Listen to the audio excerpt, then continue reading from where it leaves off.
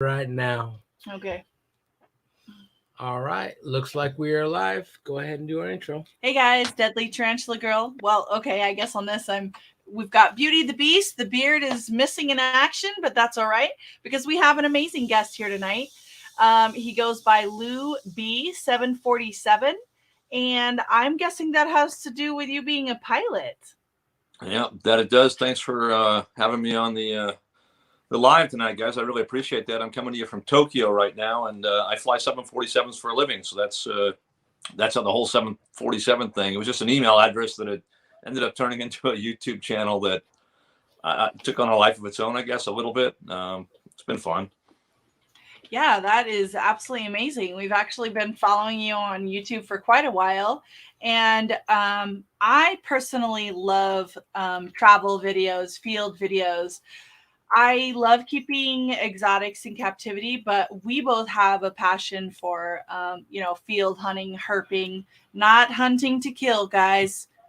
We love to go out in the wild and find stuff. We certainly do not collect everything we find, but we love to photograph, film. We do keep things in, we do collect things on occasion. But for the most part, we just love to be out there in the wild. You've been so many places. Tell us about it.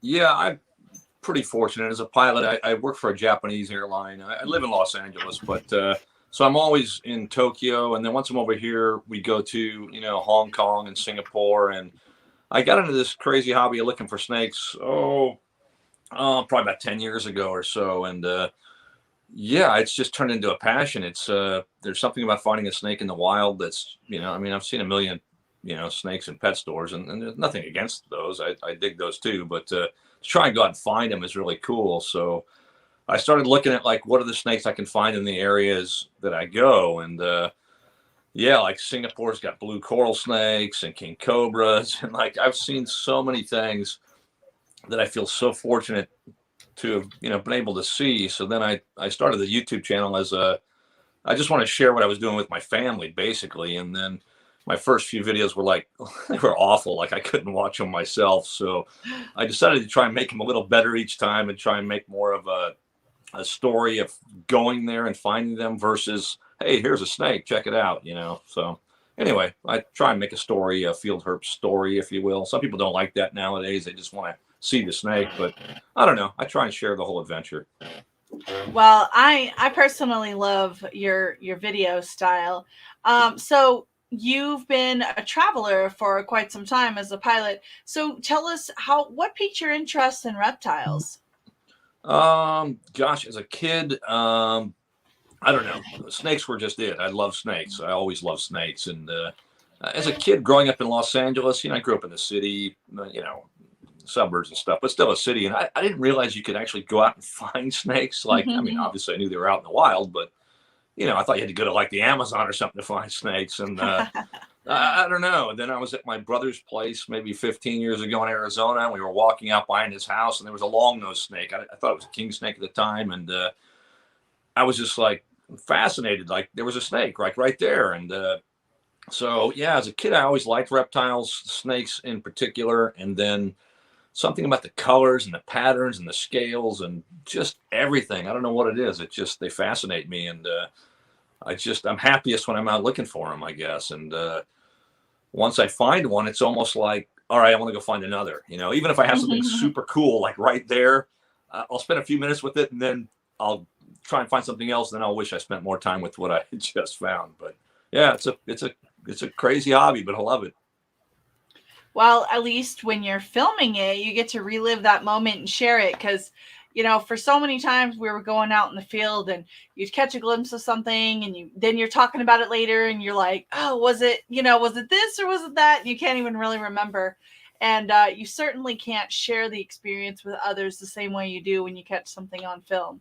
And so for me, I like helping open people's eyes to what's around them in their native area or all the different beautiful diversity. So that's, to me, it's so fun for me. We're really tied to our place because of the size of our collection. So to me, it's fun to watch other people doing other places, other people doing things in other places and seeing animals that I don't readily have access to. So, and you do a great job. I love it. Well, thanks. I appreciate that. It's funny because I have a few videos from Singapore, and I get messages every day on, it's usually on Instagram, but like people from Singapore that have lived there their whole lives, like, hey, I found your video. Can you tell me how to go find snakes? I want to go see one, you know. And it's funny what's in your own backyard, but you don't really appreciate and or know that's there until someone kind of opens your eyes to it, like you're saying. So Exactly. that's my goal, is just to say, hey, look, there's a lot of cool stuff out here, and you know, most of the stuff that everybody thinks is deadly isn't, you know, it doesn't want to hurt you, obviously. Exactly. And I like to try and show that point of view too, instead of, you know, a lot of guys are like, oh, look, I got bit here, and you know, I don't know, that's just not my thing. But I just try to share the beauty of the snakes I find. But well, anyway. that's amazing. No, So tell us about how you got into piloting. That's a pretty sexy career. Pretty sexy. What's that? Pretty sexy. Sexy career. I don't know about that, but you know, I kind of got the unemployed pilot look. I usually don't shave too much, and I look more like a guy chasing snakes than I do a guy flying airplanes, I think, which is that's even hotter, but for the record. Yeah, the unemployed pilot thing. Okay. Snake catcher. Anyway, yeah, I don't know. I started flying like when I was really young, and started flying you know, radio control airplanes and all that stuff. And then I got my pilot's license when I was 17. Flying airplanes for fun is very expensive, so I learned at a young age that, you know, I better make money doing this. So I just kept working my way up, flying bigger airplanes. I taught people how to fly for a few years, towed banners up and down the beach for a while. I've done a few, you know, I've done just about everything. You know, I didn't run drugs or anything to Mexico, but I did a lot of other flying, and then got on the airlines and kind of worked my way up. And I've been on the 747 for like, I don't know, 30 years or something crazy. So been traveling all over the world. Sadly, I wasn't into the snakes when I used to fly to Africa and South America and all these really cool places, but oh my gosh, still got some good memories. Just no snakes from there.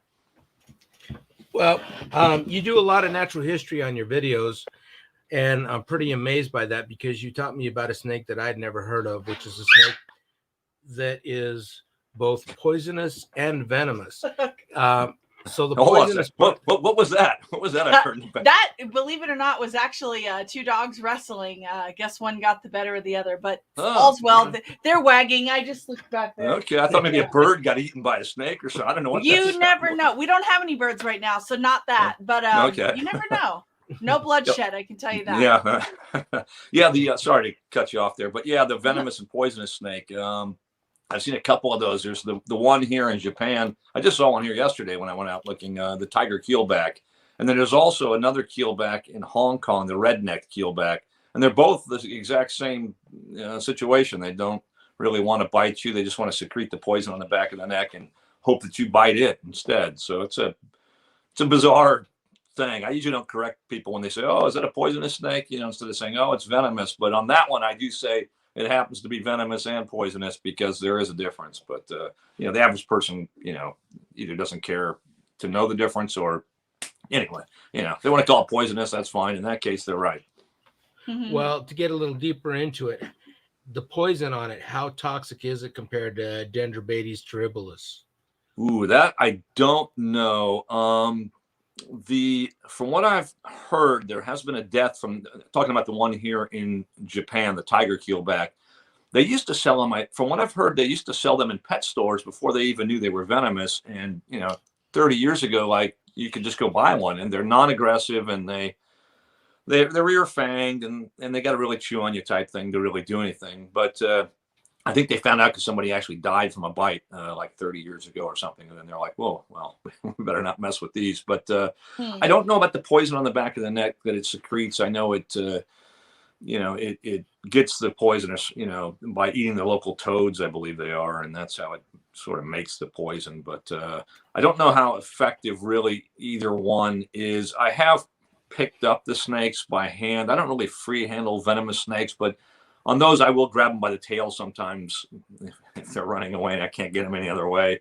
A lot of times I won't, but sometimes I will. And I don't really handle venomous snakes, but that one, it seems to be calculated risk of almost zero. So I don't really think too much about it. But I don't know about the potency. The redneck keelback is the one from Hong Kong. I think it's a lot more lethal as far as I don't know about the poison, but the actual venom is actually a lot stronger than the one here in Japan. Interesting. Well, that's an amazing snake. And of course, I think your biggest video is the one where you got that king cobra in the Like ditch. the ditch, yeah. That was a really beautiful specimen.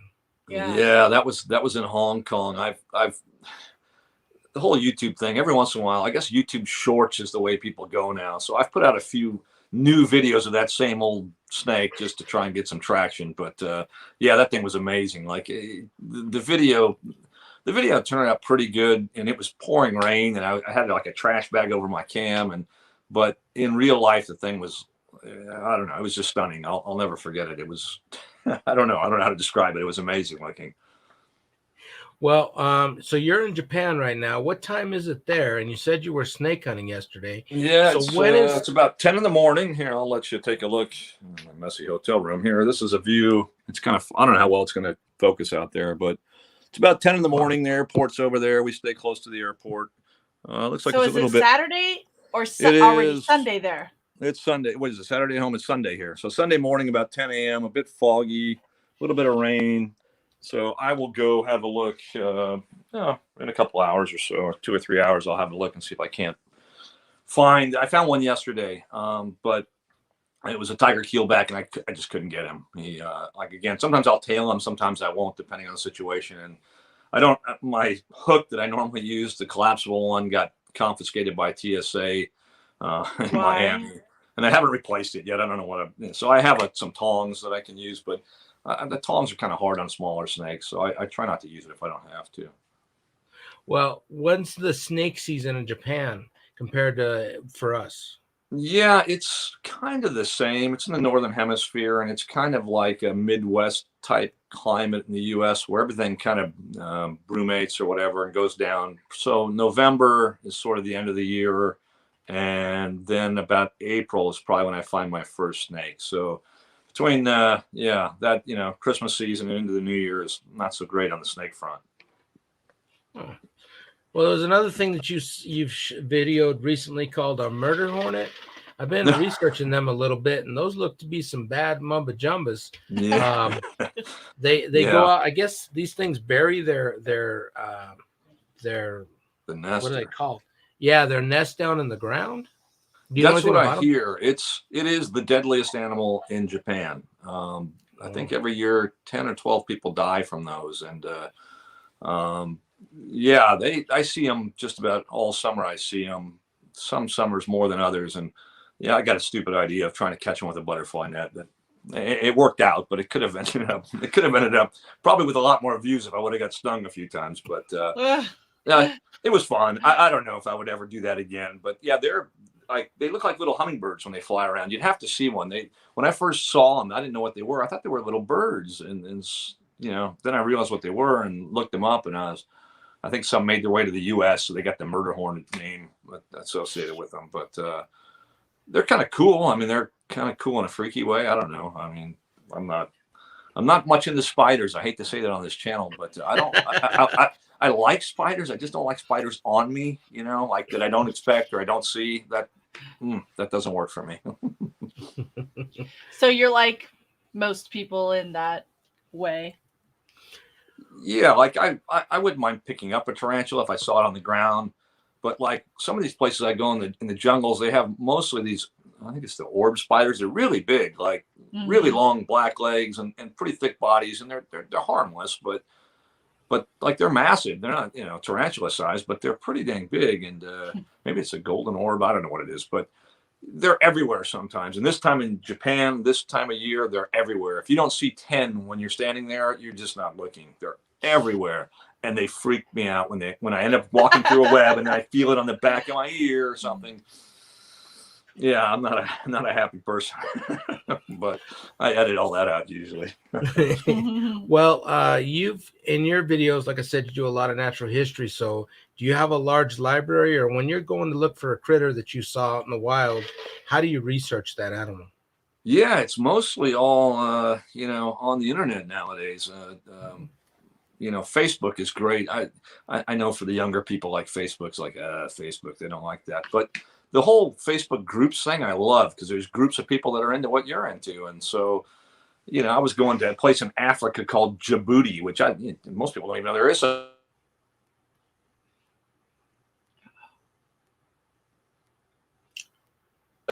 But you guys, you still got me there? Yeah. Okay. Your volume's going in and out. Now I want to know about Djibouti.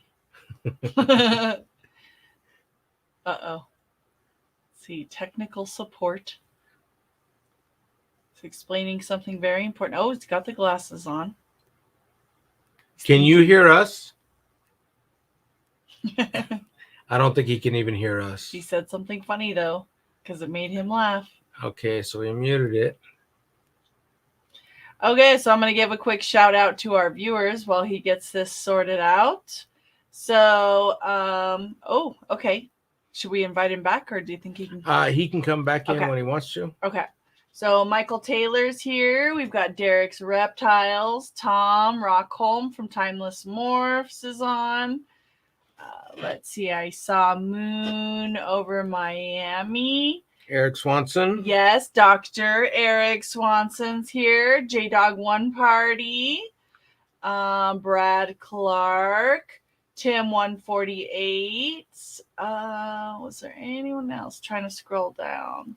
Oh, Armand. I don't know if that's somebody that's ever been on before. So welcome, Armand. And then Reptile Dysfunction. That's funny. Armand, Rob, nobody spoke to you, and we're so sorry for that. We're speaking to you now. Yeah, but then I did. Oh, did you? Yeah, and then I said, look right there. I said, hello, Armand. How are you? Which is why I said his name also. So today, Gary V wants you to take a deep breath, like a seriously deep ASS breath. And now smile, like actually smile. Now say out loud, things are good, like actually say it. Yes. Now tweet Gary V and honestly tell him what happened next. Some people think Gary V's the devil. I don't know if any of you guys know who he is. I've been on his show. He's very big. Yeah. Let's try this. Let's try this again. Can you guys hear me? Yes, we can. Whatever. Sorry, FaceTime from the wife. So it went to my phone and it immediately kicked me off. Anyway, sorry about that. No problem. She's more important than we are. We were just giving a shout out to our viewers, and they're all excited about hearing about Djibouti. Djibouti, yeah. Who knew there was such a country, right? It's up near Somalia and up in that area. And we did a charter flight. That was a couple of years back there.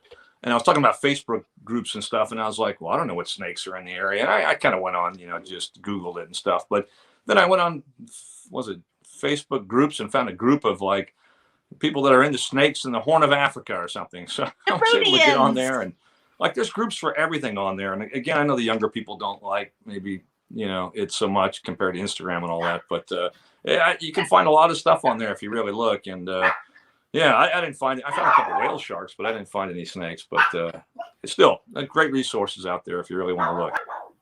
Well, what snake would you have been looking for if you actually would have? What was your dream snake to find in Djibouti?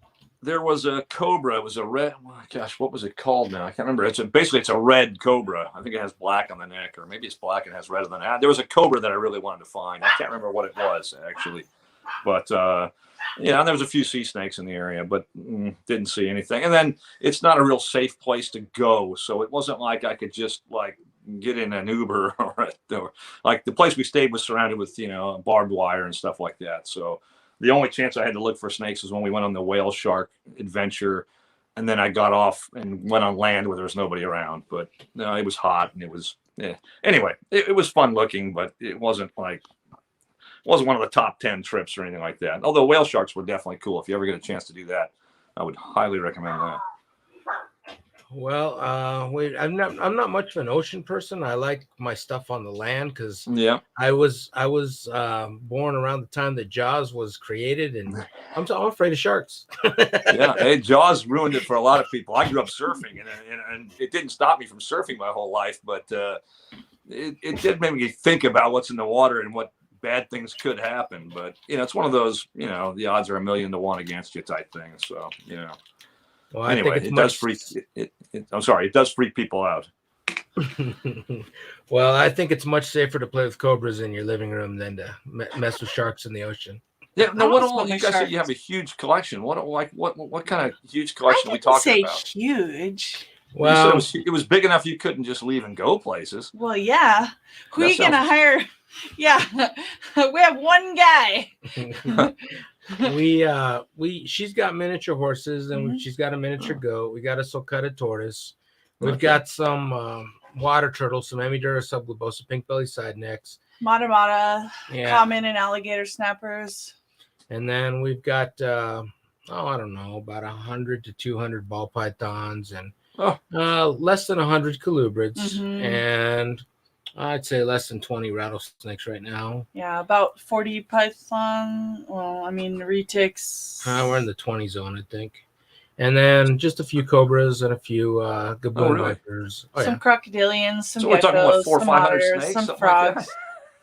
that? Good question. I Not to don't- mention the tarantulas. All those Yeah. behind us are tarantulas. Well, we realized that we had over 100 animals in our quarantine room just that have come in this summer, and I was like, No. Yeah. Now, So- where do you how does somebody? You said cobras. How does somebody go buy a cobra? I guess how hard is that? Move to Texas. Yeah, and then it's you do whatever you want, right? There's no license or Mhm. anything. You just You buy a license. yeah, you have There's to be permitted. you do, okay. and it's an exotic animal permit, so you have to Okay. have that. And then you go to the show and show them your license, and they pick it up. So what you do is you go. There are reptile shows that have venomous and non-venomous. Most are not venomous, and Yeah. a lot, even though they're legal in Texas with the proper permitting, a lot of counties and a lot of cities and a lot of even townships ban any venomous animals or certain venomous animals. So even just, I mean, Texas is a huge state, so each Right. area kind of has their own rules. So luckily we live in an area that's not very regulated because it's very rural. And I mean, pretty much as far as we know, no one's ever had exotic animals here. Not like we do. Well, the Okay. guy had tigers about 15 years ago. Some guy had tigers and lions here, but so you go to the show, you find the snake you want, you buy it, and then you go through the show and look what you're going to look for. And then at the end of the show, they will escort you out of the building with the animal, and then you get to take it home. Okay. So there's a process. Yeah. All right. Yeah, of course we have a lot of rules regarding venomous care, and you don't no alcohol, obviously no drugs. He's diabetic. We always check his blood sugars before we Right. start working. Make sure you're focused. We have all kinds of tools, never work alone. And so that's our rules for anything that could essentially like big pythons and venomous and stuff like that.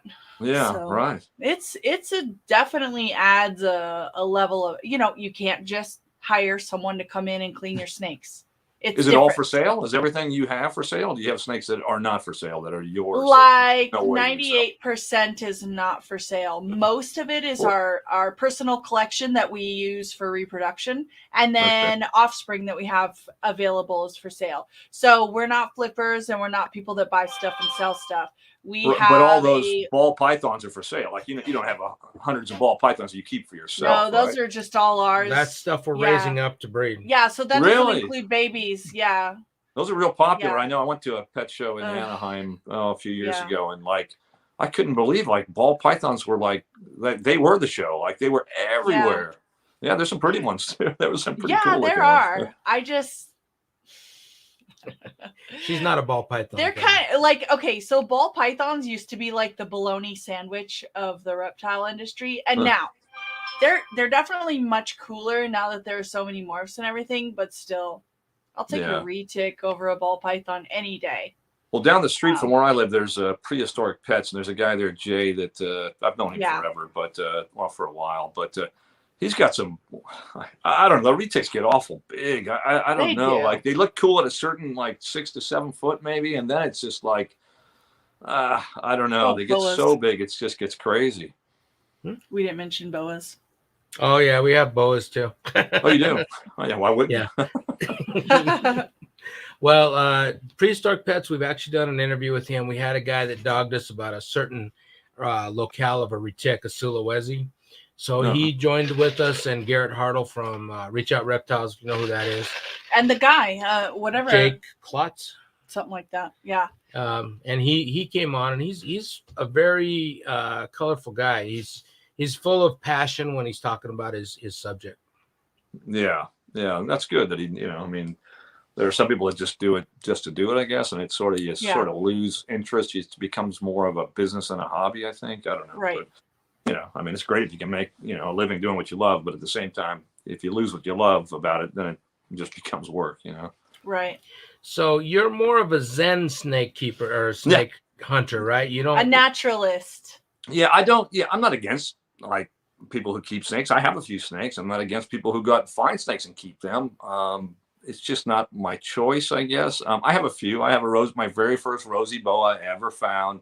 I had a fishing license in California, so I was legal to take it, and I did. And I've had it for a long time. And anytime my daughter's friends come over, it's like it's the medium of like, hey, look, here's a snake. I know you're afraid of snakes, but check this thing out. And then it becomes hold on a second. This person's no longer afraid of snakes and is not going to kill snakes. So it's not that I feel bad about taking it out of the wild, but I've seen a lot of cool stuff that I'm like, wow, I want this, but I just usually just look the other way and let them go. There's a lot of king snakes where I live that have bizarre color morphs and stuff that are just crazy, but for the most part, I just let them go. I mean, I have a couple kings and one Rosie, and I think that's it now. So, yeah.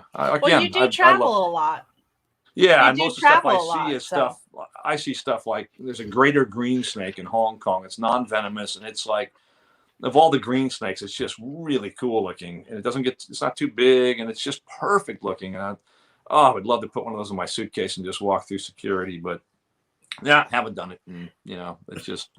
I don't know how it would do in captivity. I wouldn't want to bring it all the way home and then, which is illegal probably anyhow, but I wouldn't want to bring it all the way home and then have it die because it wouldn't eat or, and the humidity is way different. And so, you don't see those in the pet stores, and there's probably a reason why they probably don't do so well. So, I like a lot of the venomous snakes I've found. There's a little striped coral snake it's actually called a Malayan banded coral snake, but it's striped on top. It looks like a little garter snake, but it's awesome looking. And, here, I'll see if I can. I have my iPad. I'll see if I can pull up a picture of it real quick, so just to show you guys. But I've seen some cool stuff that blue coral snakes that I would love to take home and and just admire every day. But I don't know. Well, the coral snakes over there, do they get bigger than the coral snakes here? Because the blue coral snake gets big. It gets to like almost 6 feet long. Like it's like a proper snake. The little one I was talking about earlier, if I can find it here, it's a small little snake. It's like the ones. This is I don't know how well this is going to work, but it's probably too much glare. Ooh, but oh my! Yeah, that's the Malayan banded coral snake, but it looks like a little, like a little garter snake, but it's just perfect looking. Something about it I really dig. What else we got? A few more pictures while we're up, just so you guys don't have to look at my ugly face. Crate, kind of a cool banded crate I found out in Hong Kong. What else we got? Anything else cool in here? I don't have the blue coral snake in pictures. I don't think the blue coral snake's just top of the list for me. Well, here's one. It's not a good picture because it was taken from video, but here's one that was coming at me real fast, and I had to kind of move out of the way. But the colors, it's just electric blue. Like, I don't know how to describe it other than it's just spectacular. Wow. And they get big again. They get like almost 6 feet, like 5 feet long. And I've seen an adult that was very close to that size and relatively thin for its size, but still, I mean, it's a proper, it's a big snake, and it's badass looking. It's like really cool. Do you know what they eat in the wild?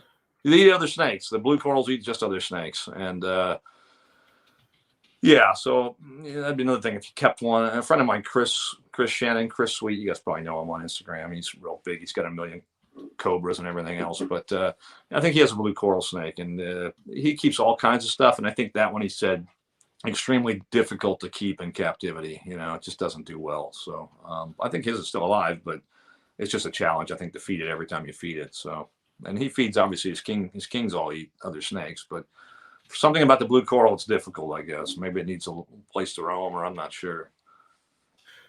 Well, we've been trying to hook up with Chris Sweet, but we're too small for him. He doesn't want to make contact. No. Or This guy reached whatever. out- I'm sorry. I reached out to him on Facebook. I was just like, hey, I have a Bangkok overnight. I see you live in the city, man. Like, let's go look for snakes. And he was like, yeah, let's do it. And, you know, I didn't know. I knew he had a collection, but when I walked in his place, it was like, it wasn't a very big room, but I was just like, how many snakes are in here? And, you know, and just about everything's venomous. And, you know, then I asked him, do you have any snakes that are loose in the place? And, he brought out one of his king cobras, which wasn't one of the biggest ones, but it was probably 9 feet long, and it was on the table, and he was holding it. And I'm videoing the whole time, thinking, I feel a little strange videoing because I don't want to video somebody getting bit by this thing. But yeah, he knows his snakes, and I mean, he knows it's a calculated risk, and you know, he does what he loves. So I'm not against the whole free handling thing. It's not something I would choose to do as I guess somebody a little bit older and, you know, with a family and everything. But, you know, if I was in my 20s, maybe I'd be doing what he did. I don't know. So that was one question I had is, I know you have a wife and it looks like you have children. How do they feel about the reptile thing? Are they pro, anti, or are they just kind of neutral about it? My wife, like when we got married, she had no idea I had an interest in snakes or reptiles. And, you know, and I didn't really when we got married. I did, but I just didn't go out looking for them. And then all of a sudden, as I started doing these trips, I'm like, I'm going to start looking for snakes. And then I started making the videos and trying to make the videos better so she'd actually watch one. And then there's a place near us where we go road cruising out in Palm Springs. And that became since the kids were tiny, I would get our kids and other people that they were friends with, their families, and I'd take everybody to the desert and we'd go road cruising for snakes. We did it every Memorial Day weekend for probably 10 or 12 years straight. And it became our annual snake trip. And I taught the kids what you could pick up and what you couldn't. And so she slowly, you know, my kids grew up with it. So they're all cool with it. But my wife, I think, thought I was crazy at first. She probably still does. But she likes being on the videos now. So like we went out to Arizona recently. And then I try to make them again, not just here's a snake video. So it's a little bit of, you know, we're in the car, we're having dinner, we're, you know, whatever we're doing, and then, you know, off we go. But I think she enjoys it, to be honest now. You know, I mean, would she rather go shopping? Maybe, but you know, I think the fact we go out and make a dinner out of it and make a weekend of it somewhere, or do something that involves my hobby, but also gets us somewhere else to do something else, it's a win-win, I think. Awesome. So on your trip to Arizona, you got pulled over by was it Fish and Wildlife, or was it what do they call the guys in green? No, I don't know. It wasn't the Border Patrol. Yeah, I don't really know. I think Smet Logic, who's got an awesome YouTube channel, by the way. Rob told me it was Fish and Game or something. I never asked them. They never really presented their ID to me. You know, I saw the lights and everything. I knew it was somebody, you know, that wasn't messing around. And they were super nice. You know, I had stopped for a while to look at a snake on the road. And they were big into like, oh, we saw you move it off the road. And, you know, you need a license to do that. And I go, well, I didn't have a hook. And they go, no, we saw you with a hook. And it was actually my GoPro pole. I would have had a hook if it hadn't been taken from me. But so anyway, I showed him what I had. And then he's like, well, do you mind? I hate to ask. And I look in your trunk, you know, and I could have said no. I think they don't have the right to do that. But at the same time, you know, when you don't have anything to hide, like what's the harm in that? So we opened the trunk and, you know, I showed them my license and they were super nice. And we chatted snakes for a while. And they told me the best snakes were the other direction. And, you know, just to try and pull off the side. And you really can't handle things in the Arizona side without a hunting license, I think is what you need. But yeah, they were cool. You know, I mean, every time I've had encounters with law enforcement, which is usually in California in the deserts, they've been super cool. And I used to get a fishing license all the time for California because you're required to. I don't even do it anymore. It's like $60 or something, which is not a big deal. But I think the fine for getting caught handling reptiles is like $40. And it's like, I don't know. I see them once a year. If they really wanted to give me a ticket, and they look in your car. If they say, can we look in your car? And you're not collecting, they're not going to give you a ticket. You know, they got better things to do, I think. So I've been fortunate. I don't know if it's fortunate, but people have been nice to me, at least. I usually find people in life, if you're nice to them, they're usually nice back to you. Well, you're fortunate that way because the law Uh-oh. enforcement looks at me like I'm a criminal just from my face. So I Oh, don't get really? that from, yeah, Hold on. every Hold on time. a second. Let me take a look at that face. Yeah. Oh, yeah, you're right. Shit, I'd pull you over Yeah, too. yeah. But so I don't know if it was last year or this year. I think it was last year. You went down to some place where a bunch of skaters go down and they skate in this old pool in California or something, and you Yeah, were that doing place some is. snake hunting It's, around there. yeah, it's called the Nude Bowl because apparently there used to be a hotel there. There was a nudist hotel or resort or something, and the place was destroyed, or maybe it never got fully built. But the pool, the foundation for the pool remained, and it's kind of out in the middle of nowhere.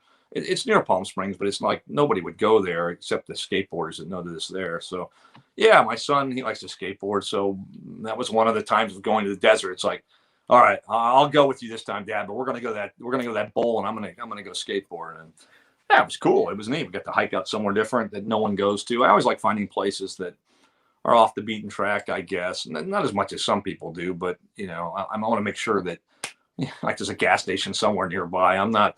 I know Smet Logic. He's all about dirt roads and all that, and that's great until you get a flat and your whole family's with you, and you know. Anyway, I like to get out there, but I just don't like to get totally off the grid, I guess. Well, so when you go out and count, like when we're here, we've got 4 or 5 snakes that we're just hoping to find, which this summer we found one we weren't even looking for, a smooth or a rough green snake, and that was pretty impressive. Ooh, But nice. when you go out in California, what is your catch of all catches when you go? Ooh, that's a tough one. In Southern California, I've found just about everything that's around there. For the most part, there's a patch nose snake I haven't seen yet, but I really don't go where they, you know, where their habitat is in the daytime. So I don't expect to really run across one of those, and I don't really go hunting one. I say hunting. I don't go really looking for one species. Most of the time for us in the spring, it's flipping boards for snakes, and it's a gopher snake, it's a king snake, it's a ringneck snake, or it's a Southern Pacific rattlesnake most of the time. The real treat where I live in Southern Orange County is that the kings, they go from being banded in most of the range. In the very southern end of the range in San Diego, they go to striped occasionally. And then in between in Southern Orange County, they go to a mix of stripes and bands and squiggles. And it's cool when you flip one and you're like, oh, look at this, you know, because they're all different. And it's like, I don't know. That's probably the prize when I go flipping for snakes, is that the strange looking kings that just don't fit a category. That I feel fortunate to live in an area where they are and know where they kind of are. And you know, normal banded king is good for most people, but for me, that's like, oh, it's just a normal king. I want to find a cool looking king. As far as road cruising, the deserts I go to, I've seen pretty much everything there is. So that is, I still enjoy doing what I do. I still love going out, and every time when you see the snake in the headlights, it's like, oh, what is it? You know, or just that rush of finding one is just, I don't know how to describe it to people that don't do it. It's I don't know, it's cool. And I like when other people are out there. Most people hate it when other people are out there, but sure, I want to find the snake. Like, I want to be the one that pulls up and gets the rush. I don't want to just pull up on another car that stopped. But at the same time, it's like-minded people that are doing what you do and love what you love. And it's, I don't know, it's just fun. It's fun to talk to people. And that's why I like doing stuff like, you know, these lives and these videos and all that. It's just so I can, you know, reach out to people and find people that like what I like. And I don't know, that makes life a little more interesting, I think, when you can share it with people that you like. Yeah, I definitely agree. And you have got to come visit us. Quit just saying it and do it. But the whole married with kids makes life. I know. And the airline pilots. See, I fly 12 days a month or 14 days a month or somewhere around there. So then when I do get home, it's difficult to say, hey, I'm leaving to go to Texas for a few days. You know, it's like, well, hold on a second. Just for funsies. Yeah. Yeah. So there's a viewer in the chat who really wants to know about Japan, and I am dying to know about any of your international travels. So tell us more about herping abroad. Yeah, Japan, there are some good places, I think, in Japan, like in Okinawa in the south. But where I am in Tokyo, not a lot of variety and not a lot to find. It's a lot of walking with coming back to the hotel with nothing. That's the majority of the time. The videos make everything look a little bit more exciting just because I don't make videos where I don't find anything. So if you see a video, it's, you know, it's probably 10 videos went into that one video to make it, you know, I mean, it really happened. I don't try and like edit it to change the order or anything, but I'll go out and shoot everything for a day and then no snake, no video. And it's, that part about the YouTube channel is really challenging because I try and be authentic and keep it real, but by keeping it real, it means like everybody's like, how come you haven't put out a video in a while? And it's like, no, see, I haven't found any snakes in a while, but yeah, traveling abroad now, it's with COVID sucks. Like Singapore, we're stuck in the hotel room. Hong Kong, we're stuck in the hotel room. Bangkok, we're stuck in the hotel. We can't leave. You'll go to jail if you do. So those places are my go-to places in the winter when I can't find snakes in California. And they have some awesome snakes. But luckily here in Japan, we're still allowed to get out for to stay healthy, to go walk and stuff. So I can still go find snakes here. But for anybody that wants to go out and look for snakes in other countries, it's awesome because it's just everything you find is going to be something cool. Even if it's the most common snake in the area, it will be cool to you, you know. And right. I don't know, you know, anywhere you go, like for me going to Texas to see anything that you guys see that's common would just be like awesome, you know, like there's that. Yeah, I don't know. Like I go out to California and I look at night and it's like, I know what I'm going to find. You know, if I find a rosy boa, that's kind of cool and stuff. But going somewhere where you haven't been before, if I go to Texas and stuff, for one, you know, you got the gray banded king snake, which is the like, I could find one, I could see one, you know, and it's that little lure out there. But you also have the backup of anything I find is going to be cool. And that's what's great about traveling, I think. I wouldn't come to Japan to go look for snakes. That wouldn't be a destination I'd pick. Singapore, of all places, actually is a very good place to go look for snakes. Hong Kong as well in the summer. And then, you know, obviously the U.S., I sometimes overlook a lot of the U.S., but there's a lot of great places in the U.S. that, you know, my wife's from the Midwest in Kansas City, and I wouldn't say Kansas City is a garden spot by any means, as far as like people don't go like, hey, I'm going to Kansas City for my vacation, but there's a lot of cool snakes out in that area, Missouri and Western Kansas. And if you're into snakes, if you go in the springtime, you can find 100 snakes easy in one day. Yeah, there's a lot of cool milk snakes. I think there's copperheads up there, some type of either timber or canebrake up there, something like that. It's just really, it would be neat to, we've got a couple friends that were actually born and raised in that area and then moved to Texas, or one of them moved to New Mexico, one to Texas. Now they're both pretty much retired, and they came here because even though the snake hunting was good there, it's better here. Yeah. Now, what's your most common snake that's like, I found another one of those? Like, what would be if you went road cruising at night, probably, I guess? Crotalus atrox for sure. Western diamondback. That's like everywhere. I think Arizona is the same, and New Mexico and some of those places. And what would be second after that then? Long nose. Think so? Yeah. And your long nose, they're more black, and they're a little different than the ones we see, I think. Aren't they more just black and red, not so much of the yellow? We're actually in our office is our quarantine room, so we can show you a couple. Oh, nice. Now get the glasses out again. Yeah, I'm getting to the age I need glasses. It sort of sucks, to be honest. I can see most things, but when I want to read something small, or if it's dark, it gets a little challenging, and my phone's a little too small. How's this look for Japan? A little grocery store sushi, huh? Doesn't that look great? Ooh, yummy. Yeah, oh yeah. Yeah, most of the restaurants aren't open, and so even though we can go outside, it's really limited. All right, let's see here. I got my glasses on. Oh yeah, all right. Well, that looks pretty. I've seen some. Yeah, that's nice. I like that. Switch too. Oh, there we go. I can see it better now. Yeah, that's cool looking. It's still got quite a bit of yellowish on it. I've seen some that literally almost have no yellow. We get the ones, what is it, the Claris phase, that have like no red, and they look like king snakes. They're really cool. Check what do we this got out. there? Oh, there we go. Yeah, that's like a Claris phase there, right? That's a California specimen. Yeah, we see those occasionally like that. When you first pull up onto the road, you're like, oh, king snake, and then you're like, oh no, it's a long nose. Yeah, I love the variability in those things. It's just, it's like two different snakes, really. Yeah, that's awesome. That's really cool. Well, so what's your feeding bill? Huh? What does it cost you to feed your reptiles every month? It can't be cheap, right? Do we not want to go there? Yeah, it's crazy. We're doing good if we're less than $1,500 a month. Really? Ooh. Yeah, yeah, and I mean, Yeah, that doesn't well, yeah. No, that's a really low estimate. I'm not including livestock or anything. But Yeah. our bucket list animal around here is definitely gray banded king snake. So we found 3 this summer, so that was like a really awesome. And everybody finds those from what I've seen without discussing it too much on here, I guess. But people go out and shine at night and find them for the most part, right? Well, Yeah. that's actually illegal now. What you have to do is you have to go out and either find them crossing the roads, or there's cuts where you can take a flashlight.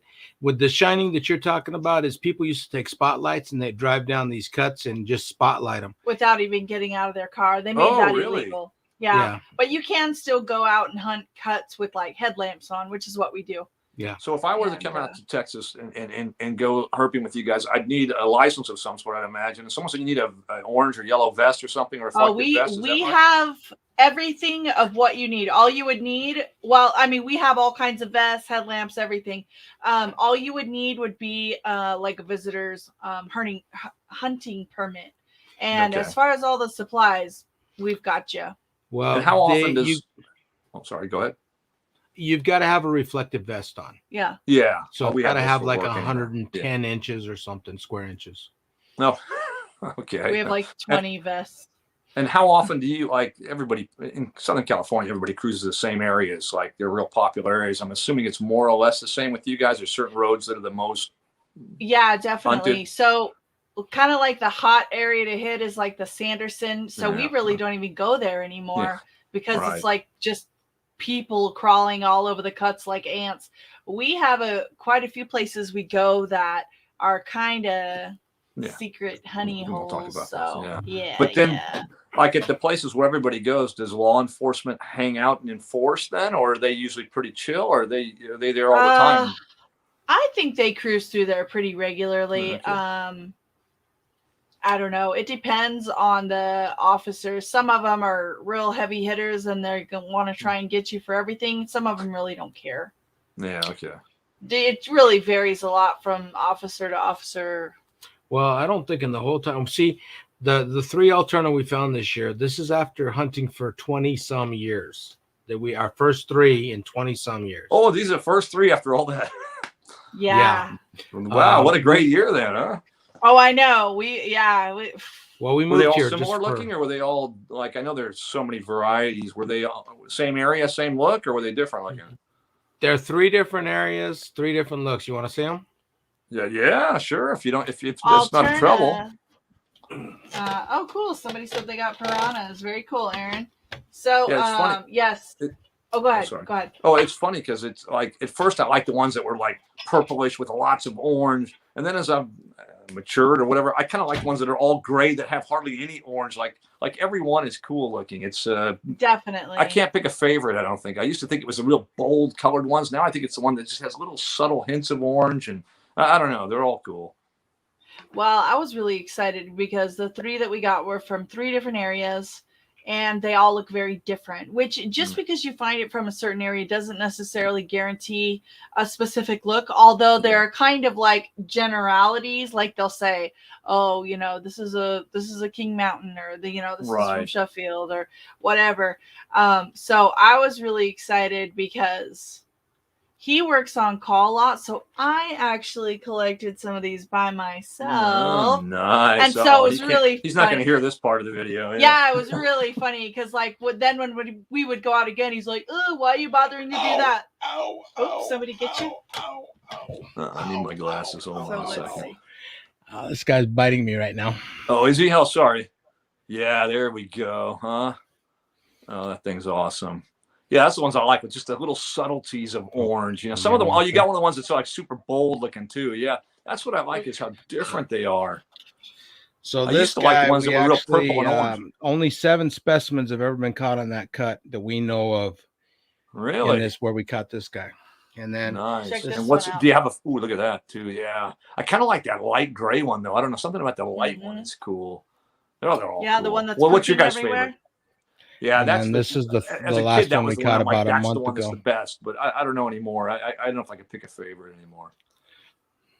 Yeah, those things are awesome. They just eat mice. Is that pretty easy as far as eating, or? They're kind of butt heads when they're wild caught. They often don't want to eat. So it's difficult because we did not move our rodent facility here, and so we're buying frozen thawed, and so the ones that do not want to eat pre-killed are kind of a hassle. But we are actually buying some more land, and we have a place where we're setting up our rodent. I won't have rodents in our house. I just yuck. You got to draw the line somewhere. I mean, you got tarantulas everywhere. I guess rodents are definitely out of the question, huh? We used to have to do that back in the day, and it's not those days anymore. So, Right. I mean, I didn't get my master's degree so I could have rats and mice running around my house. We can buy land and build something to do that on. So that's what we're doing. Yeah, they're some of the wild caught snakes are a little bit difficult. Some of them are, you have to scent with toads and stuff like that. So yeah, but some of the stuff that we find, if it doesn't want to eat, we just go and re-release. I mean, you definitely don't want to collect something and then just kind of like have it waste away. That's just not a good thing. No, yeah. Then what's the point at that point? Yeah. Right. So let's see. We've got, Tim148 come on. Aaron's Autism channel came on. Angry Atrox came on and said Banded Rocks are awesome. Yes. Oh my gosh. When I first, it's been a really good summer for us. Tammy Wilson is on. She's saying she has an Okatee corn snake. So nice. Yeah. Everybody's enjoying your story times. So what's your bucket list place to go just for fun? Like somewhere you've never been yet? That is a tough one. I don't even know if I could answer that. I mean, I could come up with, I'll come up with something, but I could 5 minutes later come with something else, I think. Well, that's there's a lot of these guys that do these expeditions down to, I don't know where they go. Sometimes it's in Peru or sometimes it's somewhere in that area. And I'd love to join like 10 other people that like to do what I do and go out looking for snakes. I think anywhere that I haven't been would be cool. I like tropical places. I like, rainforesty areas, even though it's hot and humid and you're sweating, there's bugs everywhere. They have some snakes that have some colorations that are just crazy. And right. There's something about finding a snake in a tree at night too. I don't know. I used to always look into the roads and looking down. There's something about looking up with a flashlight, looking in the treetops for snakes. It's just, I don't know. It's kind of cool. So, I don't know. Anywhere I haven't been would be cool. But the tropical places would be the top of my list. Anywhere Amazon-ish would be cool. There's parts in Asia I'd like to go to that I haven't been to that have some cool snakes. There's one snake. It's a royal tree snake. I don't know what it is. I think that's what it's called. It's awesome looking. Like I think there's only been 4 or 5 ever found, but and I think it's in Brunei or something. But anyway, if you were to look it up, royal tree snake or something, I would love to find one of those. But will that day ever come? I probably highly doubt that. But we'll see.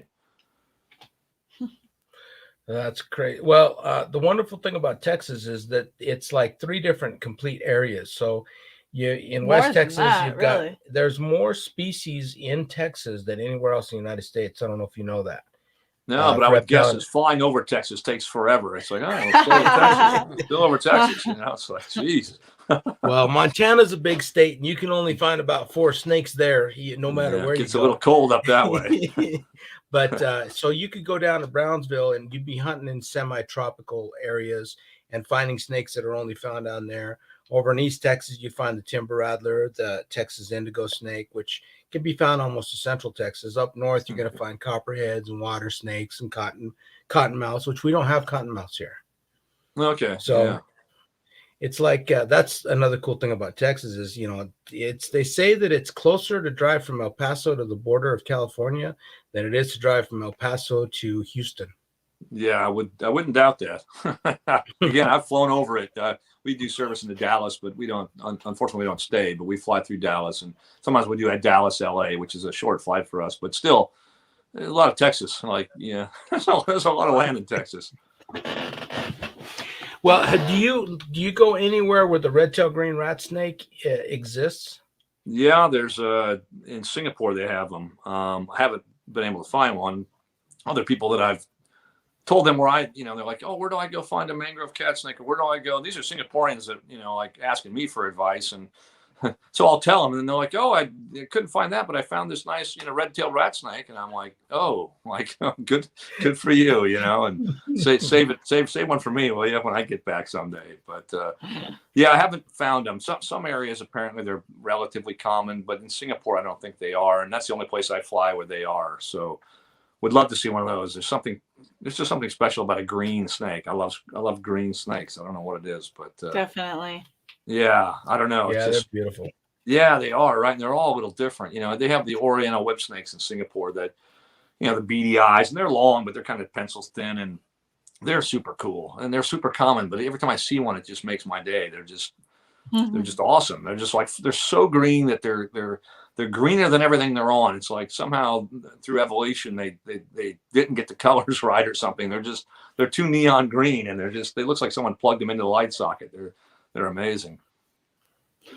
Well, you went to somewhere in Central or Mexico or Central America this year, didn't you? And you did a video down there? Yeah, I went to Costa Rica, which was everybody's like, oh, Costa Rica, you must have seen a million snakes. And and I didn't. And it wasn't a snake trip. Like most people go the other side of Costa Rica for the snakes. We were on the Pacific Northwest side. It was a dry season, which is great for tourism stuff because you're not going to get rained on all the time. But it was a family trip with another family in the neighborhood. And I looked for snakes here and there where I could, but that was very, very limited. Ended up finding one brown vine snake actually on the very last day. I don't know, a couple hundred meters from where we were staying. And it was in an area that was like all overgrown with lots of vines and this. And I just kept looking. I'm like, there's going to be one here. There's going to be one here. And it was probably one of the best finds I've had because I just knew there would be one there. And I just took about 15 minutes to keep looking over the same section over and over and over until all of a sudden I'm like, oh, I think that's one. And then I was like, is it one? Is it not one? It was so well camouflaged. I couldn't be sure. So I had to get my camera and zoom in. And I'm like, oh, no, that is one. And it was just like a yes moment. Like, yeah, I found one. And it was, I don't know. It was really cool. Like, really special. Did you see any tarantulas when you're in Costa Rica? I didn't. No tarantulas. A lot of weird big grasshoppers, some other weird insects, but no real spiders. I didn't see really hardly any spiders around, to be honest. But again, I was herping where I could, maybe, on some roads at night when I could, which people don't really do there, I guess. I was there for like almost 10 days and I spent, maybe a few hours during that whole 10 days actually looking for snakes because it was kind of a planned family thing. So a great trip, but not a snake trip. I want to go back and do Costa Rica right and just do a snakes only, like that's what we're here for type trip. But we'll go with you. All right. Yeah, that's the thing. You can get a bunch of people. The more people that go, the more fun it is, I think. Oh yeah. Well, have you ever found any Arizona mountain king or California mountain king snakes? I have. I don't have any videos of them. They're a no-touch species. It used to be, depending on what range you were in, you could touch them. I go out usually once a year in April's when you can find them. It's the best month. And I usually only go once. I didn't go this last year, sadly. I don't usually video those. I might do a video someday, but it's one of those, like, if you make the video of how you find them, then if someone sees it and wants to know how to find them, like, I know people will go collect them because they're kind of cool looking, and you're not supposed to collect those. So I've been hesitant to put out a video of like, hey, here's me out looking for mountain king snakes. I don't know. Maybe I'd have to edit it in somehow in a way of like, hey, look, I found one out on the road, or I found, I'd have to do something different, which I don't like to. I don't like to try and make up a story, but I'd have to do it to kind of protect the area, I think. Right. But they're cool. Well, super cool. Yeah, they're beautiful animals. So, Crotalus ruber, do you run across many of those every year? I do, but we live in Orange County. There are some at maybe the eastern end of Orange County, but we live on the western end, so I don't see them on my board flipping days. I do see them a couple times a year. I'll go out where the rocky areas are in the daytime looking for boas, and we almost always run across the ruber out there. And then we'll see them at night in Palm Springs on the roads quite a bit. And I dig those snakes. They're super common. Like like usually guys going to look for boas will find like 12 ruber for one boa type thing. Like they're everywhere. Some of them are really nice, orangish, rustish, reddish looking, and I don't know. I think they're one of my favorite snakes. The little white diamonds on them just look really, really cool. But yeah, I don't see as many as I'd like. Let me put it that way. And that's just because I don't really go out. I usually do my herping either a local board sites when I can sneak away from the family and go look, or it's the roads at night in the desert. That's my herping at home. To go out and target the rocks where the boas and the ruber are in the right season, I just don't do it enough. So I have a video somewhere. I made one last year where I actually flipped a little boa, and there's another one with my family. We went out there, and my wife insisted we take the dog with us. So we have a little tiny dog on a leash walking through, snake infested, so to speak. I mean, it's not like that, but I mean, like he's leading the way in front of my wife, and I'm like, oh, this could end very badly, But and my daughter found the ruber that day. It was just out buzzing in front of her, and I was like, oh, if the dog would have found that would have been, a little iffy. And it's the only place I think I go looking for snakes where I actually put some protection on my feet, and I put some little gaiters or whatever they are up to my knees. Just because there's so many little rocky areas you step over that it's one of the few places I think you could actually probably get a snake bite, just because they're so common out there. Wow. You guys don't have them. They don't make their way into Texas, do they? Or do they? No. No. We have mottled banded rock rattlesnakes, Nice. Mojaves, western diamondbacks, prairie rattlesnakes a little bit, timbers or cane breaks, and seems like there's pygmy rattlesnakes somewhere too. How about the speckled? The speckles make it out there? They're the really cool looking little ones. No, they make it into the middle of Arizona, I believe. Is that as far as they go? Okay. Yeah. They're kind of cool because they're all different looking, and they're one of my favorites. Have you ever seen one in the wild? Oh yeah, speckles I see a couple a year. Usually road cruising at night. Some are pink looking, some are yellow looking, some are red looking. When I say that, they're not like red, like this Coke thing here. But they're cool looking. They're all different. And there's some I think out in the Yuma area that are real white looking. There's just some cool. They're just cool. They're my favorite rattlesnake. Well, that I've seen. I know you guys have some cool rattlesnakes, but I dig them. Like when I find one of those, I'm like, oh yeah, cool. What's it going to look like exactly? And you zoom in on the scales, and it's like. Yeah, people are into like the localities, like, oh, this one's darker. It must live in these mountains, and this one, and they can figure out where they're from for the most part. But I'm not that good at it. But everyone's different. And they're cool, and I dig them. So when you retire from being a pilot and your kids move out, you gonna get a reptile collection, or are you just gonna move on to other things? No, I'm going to buy out. I did a live last night because I was just bored here. I think I'm going to buy like a little twin-engine airplane that holds like 8 people, and I'm going to paint, instead of having stripes on the side, I'm going to paint a big snake on the side with like a snake head on the tail, and I'm going to fly around and pick up people like you guys. Like head out to Texas and hey, head in. We're going to Snake Road, and then hey, we're gonna go down to Florida for the night. Let's go road cruise, and we'll maybe head down to Mexico, or and just keep going south. I don't know. That sounds funny, but that's sort of my wife wants to do the Winnebago for a year. She wants to get a Winnebago and just cruise the U.S. So I'm going to do that, I guess. That's what she wants to do. So that's cool. I like your other idea too, though. No, but yeah, the airplane will follow. So I just, how cool would it be to, for me to show up in a plane that's got like club seating in the back, and you got your little bar, and most people don't like flying on airplanes. It's a pain in the ass. But when you're that would be very cool. Yeah, no, when you actually enjoy the journey, and it's like, hey, we're all going to Florida to go road cruise. Let's go, and and like we'll pick you up, and I think it'd be awesome. I think it'd be so much fun. But we'll see. That's still about 5 years off, so we'll see how that goes. But that's a plan. So I got to ask, how did you end up with a Ferrari? Yeah. If I told you the truth, well, I can tell you the truth about that. But I have more than one, sadly, if you can believe that. But we bought one. Like I always wanted one. I don't know why. I'm not a car guy. I'm not like big into cars, but maybe it was watching Magnum PI when I was young. I don't know what it was, but I just thought it was a cool looking car. And so when probably about 25 years ago, I bought one. It was used, and I still have that car today. And it's red. It's it's just your normal looking older Ferrari, I guess.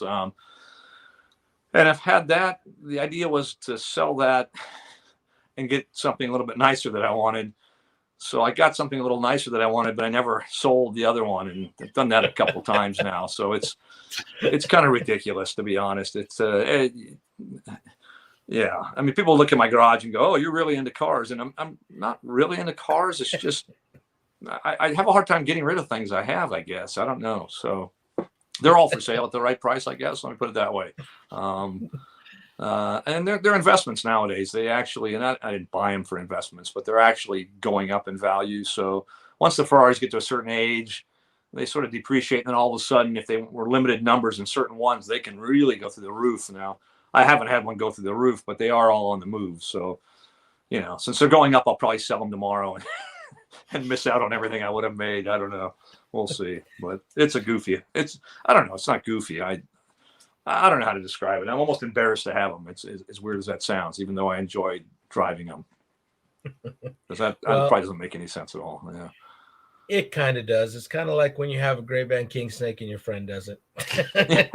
Yeah, it's funny because when I go driving it, they're convertible. They're all convertibles, and like it's like a piece of art. It looks like a piece of art that you drive around, and it's cool. But you feel like everybody's staring at you, and I don't like the feeling of people staring at me. So I always put sunglasses on, and you're almost sort of afraid to look around. And I don't know if you feel like people are judging you, or I don't know how to describe it, but it's sometimes it's fun if you get an open road and there's nobody around. I really like it, but in LA that doesn't happen very often, and it's I don't know.